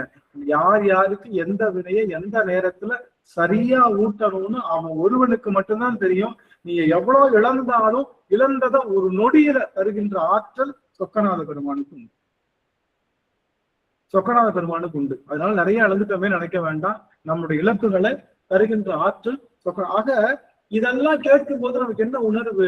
எந்த துன்பம் வந்தாலும் பெருமான் நமக்காக எழுந்துருவான், ஏதோ வடிவத்தில் நம்ம வந்து காப்பான்ற அந்த ஒரு பெரு நம்பிக்கையை தருவது இந்த நம்முடைய இந்த திருவிளையாடல் புராணத்தினுடைய செய்தி. அதனால இனி வருகின்ற எல்லாமே திருவிளையாடல் புராணங்களாக பார்க்க போறோம். அதுல முதல் திருவிளையாடல் புராணம் இத்தி தன்னின் கீழ் இரு மூவர்க்கு அத்திக்கு அருளிய அரசே போற்றி.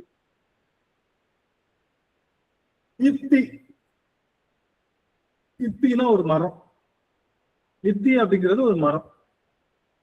கல்லால மரம்னு சில பேர் சொல்றாங்க. இதுல பாத்தீங்கன்னா ஆலமரம் போல இலைகள் இருக்கும், ஆனா விழுதுகள் கீழே விழுகாது. விழுதுகள் 1 முழம் 2 முழம்னு சொல்லிட்டு தொங்கிட்டு இருக்கும், விழுதுகள் கீழே வரைக்கும் தொடாது. அப்படிப்பட்ட மரத்துக்கு இத்தி மரம்னு பேர். இத்தி மரத்தை தேடி பிடிச்சு நம்ம குடும்பத்துல போட்டு விடுங்க எல்லாரும் நம்ம குரூப்ல. இத்தி மரம் கிடைச்சதுன்னா இத்தி மரத்தினுடைய விஷயத்த, அது இத்தி மரத்துக்கு கீழே என்ன வந்தாங்கன்னா இத்தி தன்னில் கீழ் இருமூவர்க்கு, இருமூவர்னா 6 பேர். இத்தி தன்னில் கீழ் இருமூவர்க்கு அப்படின்னா இருமூவர்னா 6 பேர். அந்த இருமூவர் 6 பேர் யாருன்னா இயக்கிமார்கள் அப்படின்னு சொல்றோம். இயக்கிமார்கள் 6 பேர். இந்த இயக்கிமார்கள் 63 சொல்லி நம்மளுடைய ஒரு இடத்துல நம்ம பிரிச்சிருக்கோம். அது போல இயக்கிமார்கள்னா இவங்க யாருன்னா நம்மளுடைய கிண்ணறர்கள், எச்சர்கள், அது மாதிரி இயக்கர்கள்னு ஒரு ஒரு ஒரு என்ன சொல்றது, இப்ப அரக்கர்கள்னு ஒண்ணு சொல்றோம், அப்புறம் வந்து கணங்கள்னு சொல்றோம், அப்புறம் கிங்கரர்கள்னு சொல்றோம், எச்சர்கள். இவங்க எல்லாம் என்னன்னா ஒரு டைப் ஆஃப் பீப்புள். அந்த மாதிரி இயக்கிமார்கள் அப்படின்னு சொல்லுகின்ற 6 பெண்கள் இத்தி மரத்துக்கு கீழே தவம் செய்து கொண்டிருந்தார்களாம். சிவபெருமானை பல்காலம் தவம் செய்து கொண்டிருந்தார்களாம். அவர்களை காப்பதற்காக சிவபெருமான் இந்த மரத்துக்கு கீழே இறங்கி இயக்கிமார்களுக்கு தவம் அருள் செய்தாங்க. அதுதான் இத்தி தன்னில் கீழ் இருமூவர்க்கு அப்படின்னு சொல்ல வந்தவரு இத்தி தன்னில் கீழ் இருமூவர்க்கு போற்றி, இருமூவர்க்கு அருளிய போற்றின்னு சொல்லலாம் இல்லையா? இத்தி மரம் காமிச்சிட்டாங்க கிடையாதுகள் எவ்வளவு டக்குன்னு இருக்காங்க. இத்தி மரம் அங்க பாத்தீங்கன்னா விழுது இருக்கும், ஆனா விழுது முழுசா தொங்காது, பாதியா தொங்கும். தெரியுதுங்களா உங்களுக்கு? இத்தி மரம் இருக்கா? இத்தி மரம் நம்மளுடைய ஆலமரம் விழுது மாதிரி முழுசா கீழே வரைக்கும் தொங்காது. பாத்தீங்கன்னா சும்மா பாதியா தொங்கி நிற்கும். இந்த மரத்துக்கு பேரு இத்தி மரம்னு பேரு. இந்த இத்தி மரத்துக்கு கீழே இந்த பெண்களுக்கு எது இல்ல, பெண்களுக்கு முக்தி இல்லைன்னு சொன்ன சமண சமயம் எங்க இருக்கு? பெண்களுடைய தவத்திற்காகவே வந்து அருள் செய்த நம்முடைய பெருமானுடைய தரம் எங்க இருக்குன்னு சொல்லி பார்க்கணும். அப்ப அப்பேற்பட்ட இடத்துல இத்தி தன்னில் கீழ் இருமூவர்க்குன்னு சொன்னா இயக்கிமார்களுக்கு அருள் செய்த திருவிளையாடல் புராணம். இயக்கிமார்கள் என்பவர்கள் இப்ப நாகக்கன்னிகள் சொல்றோம்ல, நாகக்கன்னிகள் இந்த மாதிரி ஒவ்வொரு விதமா ஒருத்தவங்க இருப்பாங்க இல்லையா? அதே மாதிரி இந்த நடன மாதுகள் சொல்றோம். இது மாதிரி ஒவ்வொருத்தவங்களுக்கும் ஒரு அது மாதிரி இயக்கிமார்கள் அப்படிங்கிற ஒரு ஒரு ஒரு பிறவியில பிறந்த அந்த பெண்களை பெருமான் இத்தி என்ற மரத்திற்கு கீழே அந்த 6 பேருக்கும் அருள் செய்தார்கள். இந்த 6 பேரும் கார்த்திகை பெண்கள்னு ஒரு கணக்குலையும் சொல்றாங்க. இந்த 6 பேரும் கார்த்திகை பெண்கள் 6 பேருக்கும் அந்த இத்தி தண்ணின் கீழே, இத்தி மரத்துக்கு கீழே பெருமான் அருள் செய்தான். எப்படி அருள் செய்தான்? தன் நெற்றிக்கையின் கண்ணிலே பிறந்த அந்த சிவபெருமானை அவர்களுக்கு அழைத்து சிவத்தையே குழந்தையாக பெற வேண்டும் என்ற தவம் செய்த அவர்களுக்கு அந்த குழந்தையை கொடுத்து அவர்களுக்கு அருள் செய்தான்னு சொல்லக்கூடிய ஒரு புராண செய்தியும் உண்டு. ஆனா இது இயக்கிமார்கள் அப்படின்னு சொல்லுகின்ற ஒரு புராண செய்தியும் உண்டு. நாம ஆத்தன்டிகேட்டா இயக்கிமார்களை தான் சொல்றாங்க, நம்ம அதையே எடுத்துக்கலாம். அதுக்கு கீழே அத்திக்கு அருளிய அரசே போற்றி அப்படின்னு சொல்றாங்க. இதோட நம்ம அத்திக்கு அருளிய அரசு, அத்தின்னா யானை, அத்தின யானை, யானைக்கு அருள் செய்தான் நம்முடைய பெருமை.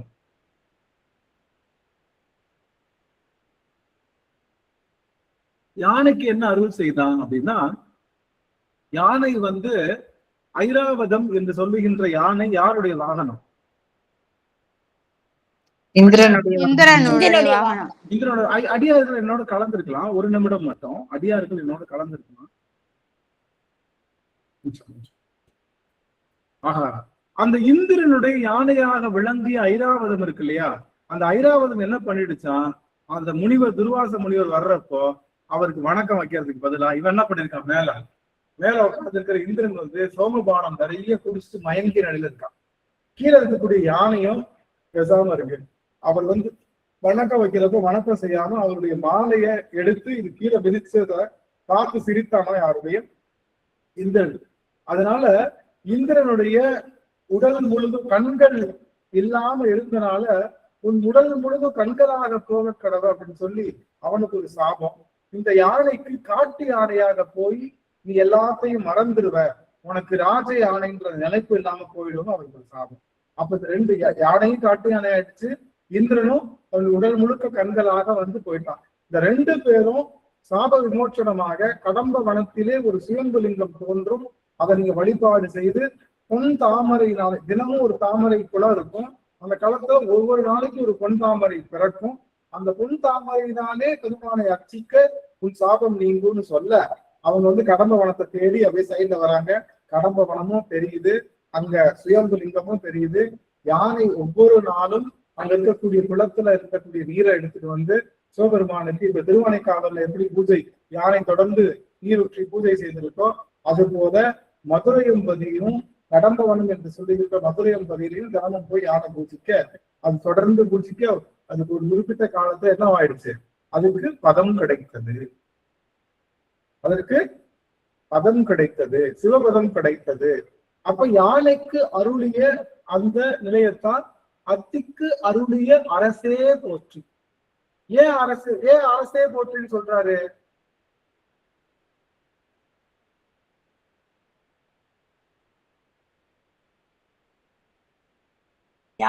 அவர் பாண்டிய நாட்டு மன்னன். ஏன்னா பாண்டிய நாட்டுலதான் அவன் அரசனா இருந்திருக்கான், மத்த நாட்டுல அவன் அரசனா இல்ல. அவன் பாண்டிய நாட்டுலதான் என்னவா இருக்கான், அரசனாக திகழ்ந்ததுனால அத்திக்கு அருளிய அரசே போற்றி அப்படின்னு நமக்கு இந்த வார்த்தை வருது. அத்தி என்பது இங்க இருக்கக்கூடிய யானை. அப்போ இயக்கிமார்களுக்கு அருள் செய்திருக்கான். இத்தி என்ற அந்த அந்த மரத்துக்கு கீழே அத்தி என்ற அந்த யானைக்கும் அருள் செய்திருக்கான் என்று சொல்லுகின்ற இந்த 2 திருவிளையாடல் வரிகளை ஒரே வரியில வச்சாரு. அந்த வரிதான் இத்தி தன்னில் கீழ் இரு மூவர்க்கு அத்திக்கு அருளிய அரசே போற்றி, அத்திக்கு அருளிய அரசே போற்றி அப்படின்னு சொல்லுகின்ற அந்த வார்த்தையை நமக்காக சொல்றான். அத்தி என்பது யானை. ஆக இது ஒரு யானை என்பது ஒண்ணும் கிடையாது, நாம தான். இந்த புராணத்தை எனக்கு தப்பா நினைச்சுக்க வேண்டாம். புராணத்தை படிப்பேன், ஆனா புராணத்துடைய கருத்தை மட்டும் தான் எடுத்துக்கணும். புராணத்தை அப்படியே டீகோட் பண்றது இல்லை. அடியன்கிட்ட அது ஒரு பெரிய கெட்ட பழக்கமா நல்ல பழக்கமான்னு தெரியல. புராணத்தை நமக்கு புரியறதுக்காக சொல்லப்பட்டதே தவிர அதை அப்படியே எடுத்துக்க கூடாது. இங்க யானை என்பது அது ஒரு நம்மளுடைய மனம்தான். நம் மனத்தை யானைக்கு ஒப்பாக சொல்வார்கள், நாகத்திற்கு ஒப்பாக சொல்வார்கள், குரங்கிற்கு ஒப்பாக சொல்வார்கள், மயிலுக்கு ஒப்பாக சொல்வார்கள், முயலுக்கு ஒப்பாக சொல்வார்கள், ஆமைக்கு ஒப்பாக சொல்வார்கள். இதெல்லாம் நம்முடைய மனத்தை எல்லாமே இத்தனை உயிர்களோட ஒப்பிட்டு சொல்லுவாங்க. இந்த யானை என்பது மதம் கொண்டுச்சுன்னா என்ன ஆகும்? எதை பத்தியும் கவலைப்படாது, எல்லாத்தையும் அடிச்சு தள்ளும். மதம் கொள்வது அப்படின்னா ஒண்ணும் கிடையாது. எல்லா யானைக்கும் ஒரு இணை கிடைக்கும். ஒரு ஆண் யானைனா ஒரு பெண் யானை கிடைக்கும். ஒவ்வொரு ஆண் யானையும் ஒரு பெண் யானை கிடைச்சிடும். அந்த குரூப்ல ஒரு ஆண் யானைக்கு மட்டும் என்ன கிடைக்காது? பெண் இணை கிடைக்காது. அந்த பெண் இணை கிடைக்காததுனால அந்த காம மயக்கத்துல அந்த யானைக்கு என்ன ஆயிடும்? அவனுக்கு என்ன நடக்குதுன்னே தெரியாம எல்லாவற்றையும் உடைக்க ஆரம்பிச்சு. அது மாதிரிதான் மனிதனும். மனிதன் அதிகமாக தன்னுடைய வாழ்நாள்ல பெறுகின்ற பெரிய ஒரு தன்மை இந்த காமம் என்று சொல்லுகின்ற தன்மை. இந்த தன்மையினால என்ன ஆயிடுறான்? இறைவனை மறந்துடுறான், தான் நிலைய மறந்துடுறான், தன் உணர்வை மறந்துடுறான், அறத்தை மறந்துடுறான், தன் அழகிய நான் எடுத்த வாழ்வையே மறந்துடுறான். அப்படி மறந்து போனவனை கொஞ்சம் அடக்கி நீ சிவத்தை வழிபாடு செஞ்சா நீ வந்த கான்செப்ட் முடியும்னு சொல்வதுதான் இந்த வெள்ளானை சாபம் தீர்த்த படலம். வெள்ளானை சாபம் தீர்த்த படலம் என்பது என்னன்னா, காமம் மிகுந்த தம் மனத்தை நிறுத்தி அருள் செய்கின்ற ஆற்றல் பெருமான் உண்டு. இவன் தான் யாரு?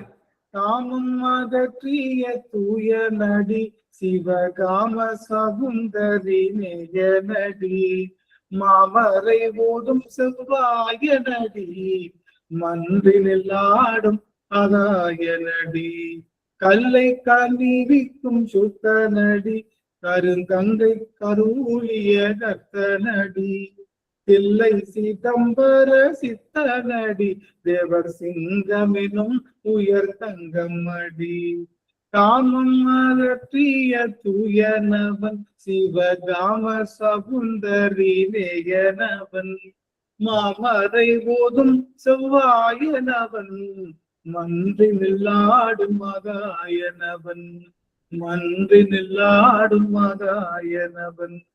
அவன்தான் காமத்தை நீக்கக்கூடியவன். காமம்னா மனைவிக்கும் கணவருக்கு ஏற்படுவது பேரு காமம் அல்ல. அது முறையற்ற காமம் தான் நம்ம சொல்றோம். முறையற்ற காமம். அந்த முறையற்ற காமத்தினாலே தன் வாழ்நாளையே இழந்த எத்தனையோ ஆடவர்கள் உண்டு, எத்தனையோ பெண்கள் உண்டு. அந்த மாதிரி போயிடாம அந்த மாதிரி மனம் காம வலைக்குள்ளப்பட்டு சின்னாதனமாகாம தடுக்கின்ற ஆற்றல் அங்குசம் உடையவன் யாரு? அவன்தான் இவன் யானை போர் உரித்த நம்முடைய மன்னன். யானையினுடைய போர் உரித்த நம்முடைய மன்னன் சொக்கநாத பெருமான். அதனால சொக்கநாத பெருமான வழிபாடு செய்யறவங்க அத்தனை பேருக்கும் பெருமான் காமம் என்று பெறுகின்ற அந்த பெரிய நோயிலிருந்து விடுதலை தரும். நம்மளுடைய முறையற்ற காம உணர்வுகளை பெருமான் சரியாக்கி அவன் திருவடியிலே கொண்டு. அதனாலதான் பாத்தீங்கன்னா கிட்டத்தட்ட 8 யானைகளோட இருக்கும். 8 திக்கும் 2 யானை, ஒவ்வொரு திக்குக்கும் 2 யானை. இந்த பக்கம் 4. நீங்க பாத்துறீங்களா சொக்கநாத சன்னடியில அந்த 8 யானைக்கு ஒரு பேர் உண்டு, எனக்கு மறந்துருச்சு. 8 யானை, அந்த பேர் என்ன பண்ணுங்க நம்ம குரூப்ல போட்டு விடுங்க. சொக்கநாத சன்னதியில இருக்கக்கூடிய 8 யானைக்கும் ஒரு பேர் உண்டு. எல்லாம் இந்த பக்கம் 2 யானை தெரியும், இந்த பக்கம் 2 யானை, இந்த பக்கம் 2 யானை தெரியும். ஆனா சொக்கநாதத்துக்கு முன்னாடி 2 யானை இருக்கும். அது உள்ளுக்குள்ள போனாதான் தெரியும். எதுக்குள்ள? அர்த்த மண்டபத்துக்குள்ள போய் நின்னாதான் தெரியும். வெளியில நின்று சொக்கநாதரை பார்த்தா தெரியாது. ரொம்ப நாள் ஆசை எனக்கு, ஐயோ அந்த 2 யானை இல்லையே. 6 யானையை பார்த்துட்டோம், சொக்கநாதருக்கு முன்னாடி இருக்கிற 2 யானையை பார்க்க முடியலையே பெருமானே அப்படின்னு சொல்லி நினைக்கும் போதுதான் யமுனா அம்மா அடியனுக்கு அருள் செஞ்சாங்க. ஒரு நாள் வாங்கயா கூட்டிட்டு போனான்னு சொல்லிட்டு அடியார் கூட்டிட்டு போனாங்க. போய் பார்த்தா அந்த 2 யானைக்கு நடுவுல சொக்கநாதரை பார்க்கும் போது என்ன ஐராவதம், புண்டரீகம், வாமனம், குமுதம், அஞ்சனம், புஷ்பதந்தம், சர்வபௌமம் மற்றும் சுப்ரதீகம் என்று சொல்லுகின்ற 8 யானைகள், கஜங்கள்னு சொல்றாங்க. தெரியுதுங்களா அடியார்களுக்கு? அதுல ஐராவதம் 1. ஐராவதம், புண்டரீகம், வாமனம், குமுதம், அஞ்சனம், புஷ்பதந்தம், சர்வபௌமம் மற்றும் சுப்ரதீகம் என்று சொல்லுகின்ற அந்த 8 யானைகளை பெருமான் அடக்குகின்றான். நமக்கும் அந்த 8 யானைகள் என்று சொல்லுகின்ற திசையெல்லாம் போட்டிருக்காங்க. அதெல்லாம் பார்க்கறதுக்கு உண்மையிலேயே சுதாமாவுடைய அந்த ஒரு மின்னல் வேக விரல்களை இந்த அடியார்த்திர கூட்டம் வாழ்த்துகின்றது. ரொம்ப சிறப்பு சாமி. டக்குனு உடனே எடுத்து போட்டு எங்களை மெய்மறக்க வைக்கிறீங்க. ரொம்ப மகிழ்ச்சியா இருக்கு. அப்போ அந்த அத்திக்கு அருளிய அரசே போற்றி என்றால் அத்தி என்பது என்ன? அத்தி என்பது இங்கே நமக்கு இருக்கின்ற அந்த முறையற்ற காம உணர்வுகளை பெருமான் அடக்கி ஆண்டு நம்மை மீண்டும் பெருநிலைக்கு உயர்த்துகின்றான்ற செய்தியைத்தான் இந்த திருவிளையாட்டு புராணம் நமக்கு தருது அப்படிங்கிற செய்தி அடியாருக்கு எடுத்துக்கோங்க. அதே போல இத்தி தன்னில் கீழ் இரு மூவர்க்குன்னு சொல்வது நம்முடைய இயற்கைமார்கள் சொல்லுவோம். இயற்கைமார்கள்னா அவங்களுக்கு நார்மலா இருக்கிற பெண்கள் மாதிரி கிடையாது. இது கன பெண்கள்னு சொல்லுவாங்க. அவங்க எல்லாம் கொஞ்சம் எளிமையா ரொம்ப அந்த கட்டுப்படாத என்ன சொல்றது ஒரு விதமான ஆற்றல் உடைய பெண்கள். இந்த பெண்களை எளிமை என்ன பண்ண முடியாது, கட்டுப்படுத்த முடியாது. அப்பேற்பட்ட குலத்தில் பிறந்த அந்த இயக்கிமார் குலத்தில் பிறந்த அந்த பெண்கள் எல்லாம் அவர்கள் சிவபெருமானை நோக்கி தவம் செய்கின்ற ஆற்றலை வைத்து பண்ணுவது போல யாரெல்லாம் எதெல்லாம் கட்டுப்படுத்த முடியாதோ அந்த பொருள்களை கட்டுப்படுத்தக்கூடிய ஆற்றல் உடையவன் சிவபெருமான் சொல்லக்கூடியதுதான் இயக்கிமார்களுடைய அந்த புராண சரித்திரத்தினுடைய கதை. அத்திக்கு அருளியது என்பது நம்முடைய அந்த காம நுகர்வினை பெருமான் நமக்கு அளவு செய்து நமக்கு அருள் செய்கின்ற நிலை என்று சொல்லி ஏன் இந்த காமத்தை பற்றி எடுத்தவனே நீங்க பாத்தீங்கன்னா இந்த படலம் திருவிளையாடல் படத்துல முதல் படலம் எது? திருவிளையாடல் புராணத்துல முதல் படலம் எது? தருமி இல்ல, நீங்க படத்தை பார்த்து சொல்லக்கூடாது.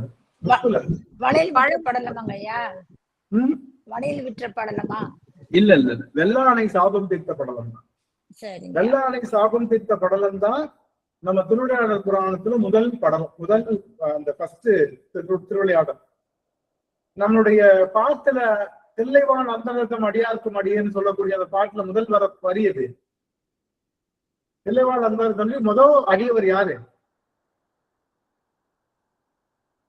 திருநீலகண்ட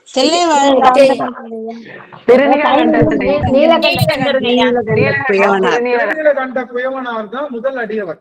நல்லா கவனிங்க, திருநீலகண்ட குயவனார் தான் முதல் அடியவர். புராணத்துல திருவிளையாடல் புராணத்துல முதல் புராணம் இது வெள்ளானை சாபம் தீர்த்த படம்.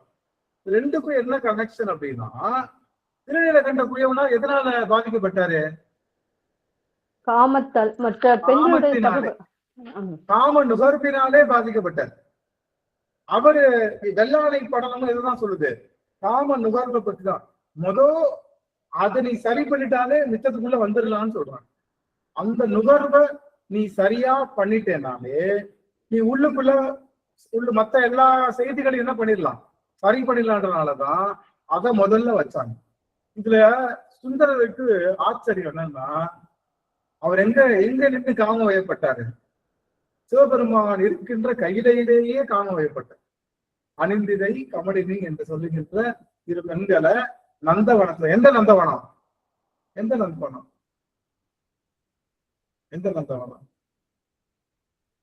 பார்வதியோட நந்தவனம். அதான் எங்க இருக்கு?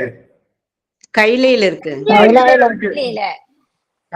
கையில இருக்கக்கூடிய நந்தவனத்துல பின்னாடி சிவபெருமான் உட்கார்ந்துருக்காரு. அப்பதான் அவரை பார்த்துட்டு வராரு. சிவபெருமானை விட அழகு பொருள் உலகத்துல இருக்குமா? அவனை விட அதிகமான ஒரு ஈர்ப்பு விசையுடைய பொருள் ஏதாவது இருக்குமா? அந்த பொருள் இருக்கிறப்பவே, அந்த பொருள் சாஸ்வதமாக கண்ணுக்கு தெரிகிறப்பவே தன்னுடைய காம நிலையை கட்டுப்படுத்த முடியாம விட்டுட்டோமே. இந்த திருநீலகண்ட குயவனார் திருநீலகண்டம்னு சொன்ன ஒரு வார்த்தைக்காக சிவபெருமானும் இல்ல, கைலாயத்தும் இல்ல, அவர்கள் வீடும் ரொம்ப சின்ன வீடு, அந்த வீட்டுல இருந்து காம நுகர்வினை சிந்தையாலும் பிரிதொரு மாத தீண்டேன் அப்படி சொல்லுகிற, மனசால கூட தீண்ட மாட்டேன்னு சொல்லுகின்ற பெரும் துறவோடு எப்படி இருந்தாருன்னு தெரியலையே அப்படின்னு நினைச்சுதான் முதல் திருநீலகண்ட குயவனால முதல்ல வச்சார். ஏன்னா அவரை நினைச்சார், நாம் அங்கிருந்தே வயப்பட்டோம். பட் இவரு சாதாரண குலத்துல பிறந்தும் அது ஒரு வார்த்தை, எம்மை தீண்டுவீரார்கள் திருநீலகண்டம்னு சொன்ன ஒரு வார்த்தைக்காக ஒருவன் தன்னுடைய இளமையெல்லாம் துறந்த அந்த மாது சொன்ன சூழால் இளமை துறக்கவல்லேன் அப்படின்னு சொல்லுகின்ற அந்த வார்த்தை.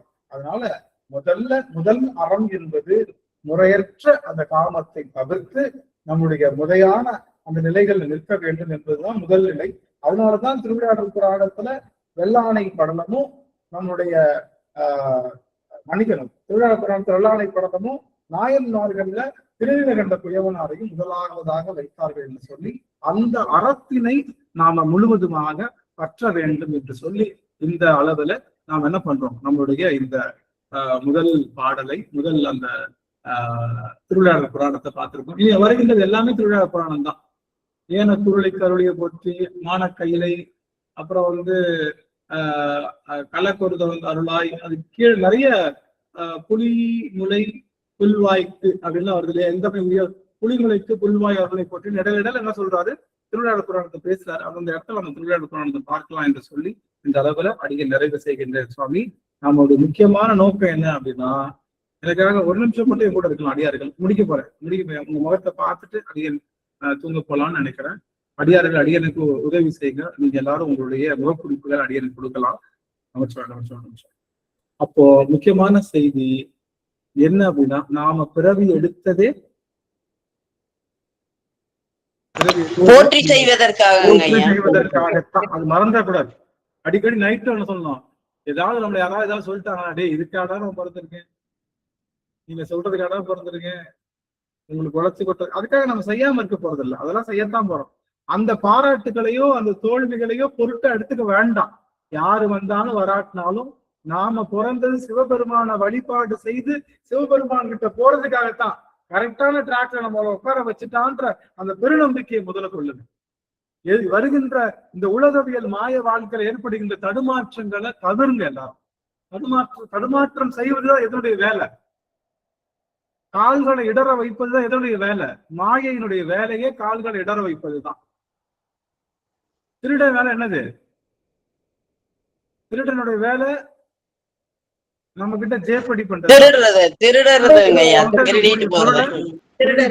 அது மாதிரி மாயையினுடைய வேலையே நம்மளை இடற வைப்பதுதான்.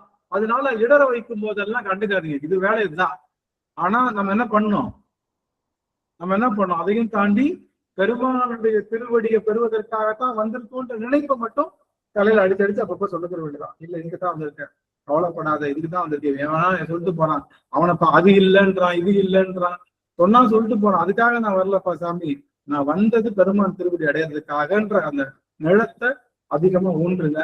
அதுக்கப்புறம் நம்மளுடைய எப்படி இயக்கிமாறு பெண்களுக்கு அருள் செய்தது போல, அத்திக்கு அருள் செய்வது போல பெருமான் நமக்கும் அருள் செய்வதற்காக நமக்குள்ள எத்தனை துவேஷங்கள் இருந்தாலும், எத்தனை குறைபாடுகள் இருந்தாலும், குறைபாடுகளை நீக்கி குணம் கொண்டு போதாட்டி நம்மளை அருள் செய்வதற்காக பெருமான் காத்திருக்கிறான்ற செய்தி அடியார்கள் மனதிலே கொண்டு அந்த நிலையில நம்ம போற்றி செய்யலாம்.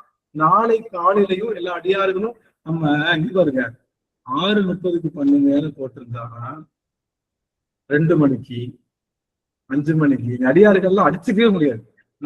நானா நீயா அதான் நேத்தெல்லாம் பார்த்தா 5:28க்கு ஆடி போயிட்டு நான் 5:28க்கு போட்டிருந்தாங்க. ரொம்ப மகிழ்ச்சியா இருக்கு. நான் மகிழ்ச்சியோட தான் சொல்றேன். நீங்க 2 மணிக்கு போட்டாலும் அடியார் மகிழ்ச்சியோட தான் சொல்றேன். ஒரு சில அடியார் நேத்து யாரு விமலா தேவி அம்மாவா பொன்முடி அம்மாவான்னு தெரியல, லேட்டா தான் போட்டாங்க. அதையும் நான் பாராட்டினேன். 8 மணி 7 மணிக்கு கூட போட்டாங்க. மகிழ்ச்சி தான். நீங்களா? சரி. அதனால ஒண்ணும் இல்ல, நமக்கு நேர காலம் முக்கியம் இல்ல. அவனுடைய பற்றை அறுக்கின்ற அந்த ஒரு நொடி வேண்டும். இந்த உலக பற்றை எல்லாம் அறுத்துட்டு அவனுடைய பற்றை மட்டும் வச்சுக்கிறதுக்கு ஒரு நொடி டெய்லி வச்சுக்கணும். நாம ஒவ்வொரு முறை நாம் நம்மளுடைய சிவபூசையில் அமரும் போதும் நாம் இதுக்காகத்தான் பிறந்திருக்கோம், நாம சிவத்தை அடைவதற்காகத்தான் பிறந்திருக்கோம்னு அடிக்கடி சொல்லி நம்ம என்ன பண்ணோம், நம்முடைய மனத்தை நாம் மாற்றிக்கொள்ள வேண்டிய அந்த செய்தி அடியாருக்கு பற்றி இந்த அளவுல நம்ம முடிக்கிறோம். நிறைவு செய்யும் முகமாக அம்மா நிறைவேற்பாங்க. வளர்ச்சியா ஓம் சிவாய நம. திருச்சிற்றம்பலம்.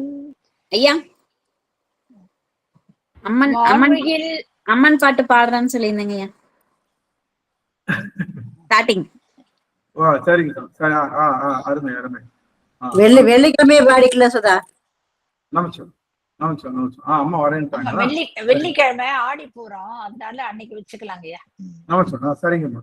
அம்மா பிரேம் நீங்க வான்மிகில் வழாது பெய்க மணி வளம் சுரக்க மன்னன் கோன்முறை அரசு செய்க குறைவிலாது உயிர்கள் வாழ்க நான்மறை அறங்கள் ஓங்க நல்தவம் வேள்வி மல்க மேன்மைக்குள் சைவ நீதி விளங்குக உலகமெல்லாம் மேன்மைக்குள் சைவ நீதி விளங்குக உலகமெல்லாம்.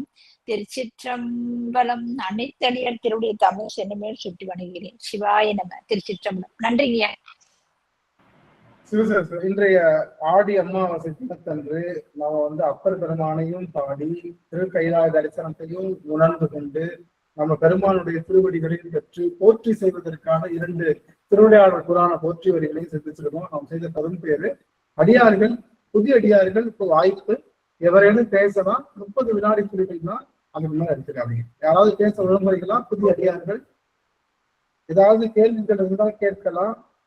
அமர்வு குறித்தும் பேசலாம். இல்ல அடியர் நீ பேச சரியில்லைன்னு அடியனை திட்டலாம். நிறைய விஷயங்கள் பண்ணலாம். யாருக்காவது ஏதாவது வார்த்தைகள் சொல்லலாமா? தான் புதிய அடியார்களுக்கு வாய்ப்பு. திருவடி வணக்கம் ஐயா. நீங்க சொன்னது போற ரொம்ப சிறப்பா இருந்தது, ரொம்ப மகிழ்ச்சியா இருந்தது ஐயா. கேட்டுட்டே இருக்கணும் போல இருக்குது ஐயா. ரொம்ப சந்தோஷம் ஐயா. சர்வம் சுதார்த்தமும் சர்வம் குருநாத திருவடிக்கே சமர்ப்பம். நல்லதுங்க சாமி. இன்னும் ஒரு அடியாருக்கு வாய்ப்பு. பழைய அடியார்களும் பேசலாம். அடியன் புது அடியார் தான். எத்தையும் தரம் கேட்டாலும் புது புதுசாதான் இருக்கும். அதனால அடியன் புது அடியார் தான். பழைய அடியார்லாம் இல்லவே இல்லை, புது அடியார் தான். அன்னன்னைக்கு கேட்கக்குள்ள ஒரு விஷயத்த நாங்க உள்வாங்குறோம். நீங்க திருவார்த்தையை நீங்க நடத்திருக்கீங்க, அதை கேட்டாலும் தெரியலன்னு சொல்றோம்ல, அந்த மாதிரிதான். அதனால எப்ப கேட்டாலும் புதுசாதான் கேட்கிற மாதிரி இருக்கு அடியனுக்கு. அந்த அளவுக்கு திறமை இல்லை, அவ்வளவுதான் அவங்க சொல்லிக்கலாம். நம்ம ரொம்ப சிறப்புங்க. இன்னைக்கு வகுப்பு ரொம்ப நல்லா இருந்தது. அடியனுக்கு இது சோதனை கொடுத்த மாதிரியே இருந்தது. பிரேமமா கூப்பிடு. எனக்கு ஏதாவது ஒரு படி இருந்துகிட்டே இருந்தது. நீங்க கூப்பிடல ஓடுது இன்னைக்கு வகுப்பு பேசினேன், பாட்டு பாடினேன். ரொம்ப சந்தோஷமா இருந்ததுங்கய்யா. இன்னைக்கு பூரா அது எனக்கு என்னன்னே தெரியல, எனக்கு அவ்வளவு ஒரு நிறைவான ஒரு அமைஞ்சதுன்னு நினைக்கிறேன். காலையில நான் 3:30 மணில இருந்து 4 முடிகாலம் 3:30 மணிக்கு எழுந்திரிச்சு இன்னைக்கு ராத்திரி இரவு படுக்கிற வரைக்கும் நீங்க பெருமானுடைய திருவருளையாலே அப்படியே உணர்ந்து இருந்த மாதிரி ஒரு அனுபவம் கிடைச்சதுங்கய்யா. சிவாய நம்ம. திருவடி வணக்கங்கய்யா. நன்றிங்க. மகிழ்ச்சி. இன்னும் ஒரே ஒரு அடியாருக்கு வாய்ப்பு. என்ன பேசலாம்? ஒரு அடியாரோட நிறைவு செய்யணும். ஐயா திருவடி வணக்கங்க. அம்மா சுதாமா திருவடி வணக்கங்க.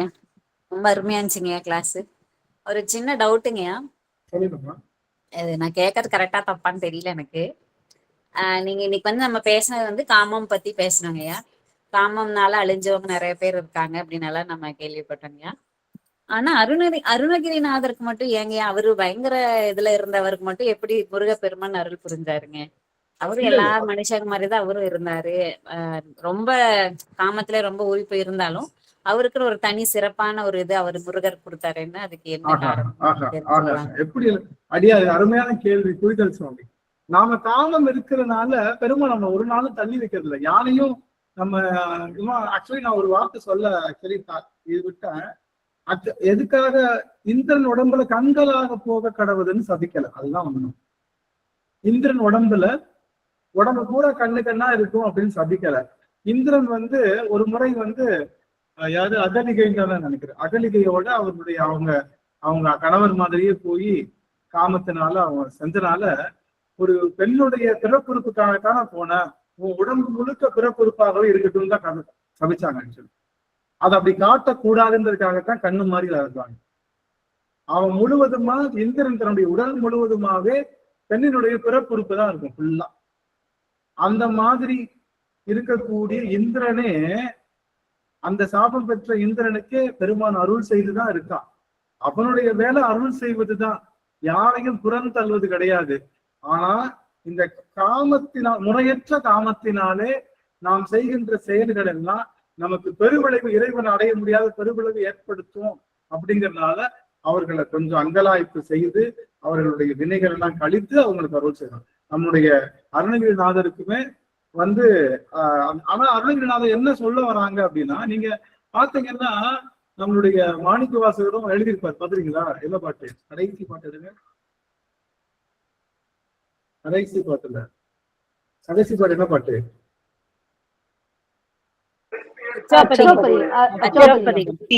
அச்சோபதியத்துல அவர் பெண்களை பத்தி சொல்லியிருப்பாரு ஒரு பாட்டு.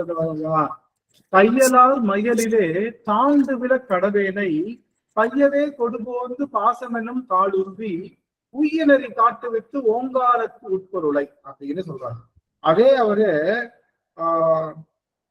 பொய்யெல்லாம் மெய்யென்று புனைமுனையார் போகத்தே மையலுற கடவேனை மாலாமே காத்தருடி அப்படின்றாங்க. அது இது என்ன அர்த்தம் அப்படின்னா, அருளாளர்கள் பெண்களை வர்ணிக்கிறாங்கல்ல, இந்த பெண்கள் போகக்கூடாது அப்படின்னு.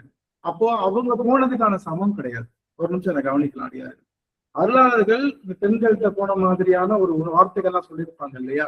அந்த வார்த்தை பெண்ணை குறிப்பது அல்ல, மாயை என்ற பெண்ணு. மாயை என்ற பெண்ணினுடைய அந்த மயக்கத்திலேயே நான் இருக்கேன் அப்படிங்கிறத மாயைய ஒரு பெண்ணாகவே காட்சிப்படுத்துவாங்க. அதனால அருணகிரிநாதரும் கூட நமக்கு புரியணுன்றதுக்காக இப்ப நான் அடிக்கடி என்ன சொல்லுவோம், இப்ப பட்டிமன்ற பேச்சாளர்கள் பாத்துறீங்களா? அவங்க என்ன சொல்லுவாங்க, எங்க வீட்டம்மா அப்படி செஞ்சாங்க, நான் போனேன், எங்க வீட்டம்மா அப்படி செஞ்சாங்கன்னு சொல்லுவாங்கல்ல, அதெல்லாம் உண்மையா? உண்மை இல்லைங்கய்யா, அது புரிய வைக்கிறதுக்காக சொல்றேன். நான் எங்க வீட்டுல என்னுடைய பொண்ணு இப்படி கேள்வி கேட்டுச்சு, எங்க வீட்டுல எங்க வீட்டம்மா இந்த மாதிரி என்ன பேசினாங்க, நகைச்சுவைக்காக பேசுவாங்க. கேள்விப்பட்டிருக்கீங்களா? கேள்விப்பட்டிருக்கீங்க? அது மற்றவருடைய பொருளை தன் பொருளாக வினையேற்றி சொல்லுவது. இது கவிஞர்களுடைய மரபு. கவிஞர்களுடைய மரபு என்னன்னா, மற்றவருடைய வினையை தன் வினையாக ஏற்றி சொல்வது கவிஞர்களுடைய மரபு, கவிதையினுடைய மரபு. அப்பதான் அந்த கவிஞர் எடுத்து சொல்ல முடியும், பாமரனுக்கும் போய் சேர முடியும். ஏன்னா அவனுடைய பாணியில அவனுக்கே தெரிகிற மாதிரி போகணும். அது மாதிரி அருணகிரிநாதரும் ஏற்றுதான் சொன்னாருன்னு ஒரு சாரர் சொல்றாங்க. புரியுதுங்களா? மாணிக்க வாசகரும் நிறைய இடங்கள்ல பெண்களுடைய மயக்கத்துல இருந்தேன்னு சொல்வது, அவர் மாணிக்க வாசகரும் தன்னுடைய மாயை என்ற பெண்ணைத்தான் குறித்து சொல்றாருன்னு ஒரு சாரன் சொல்றாங்க.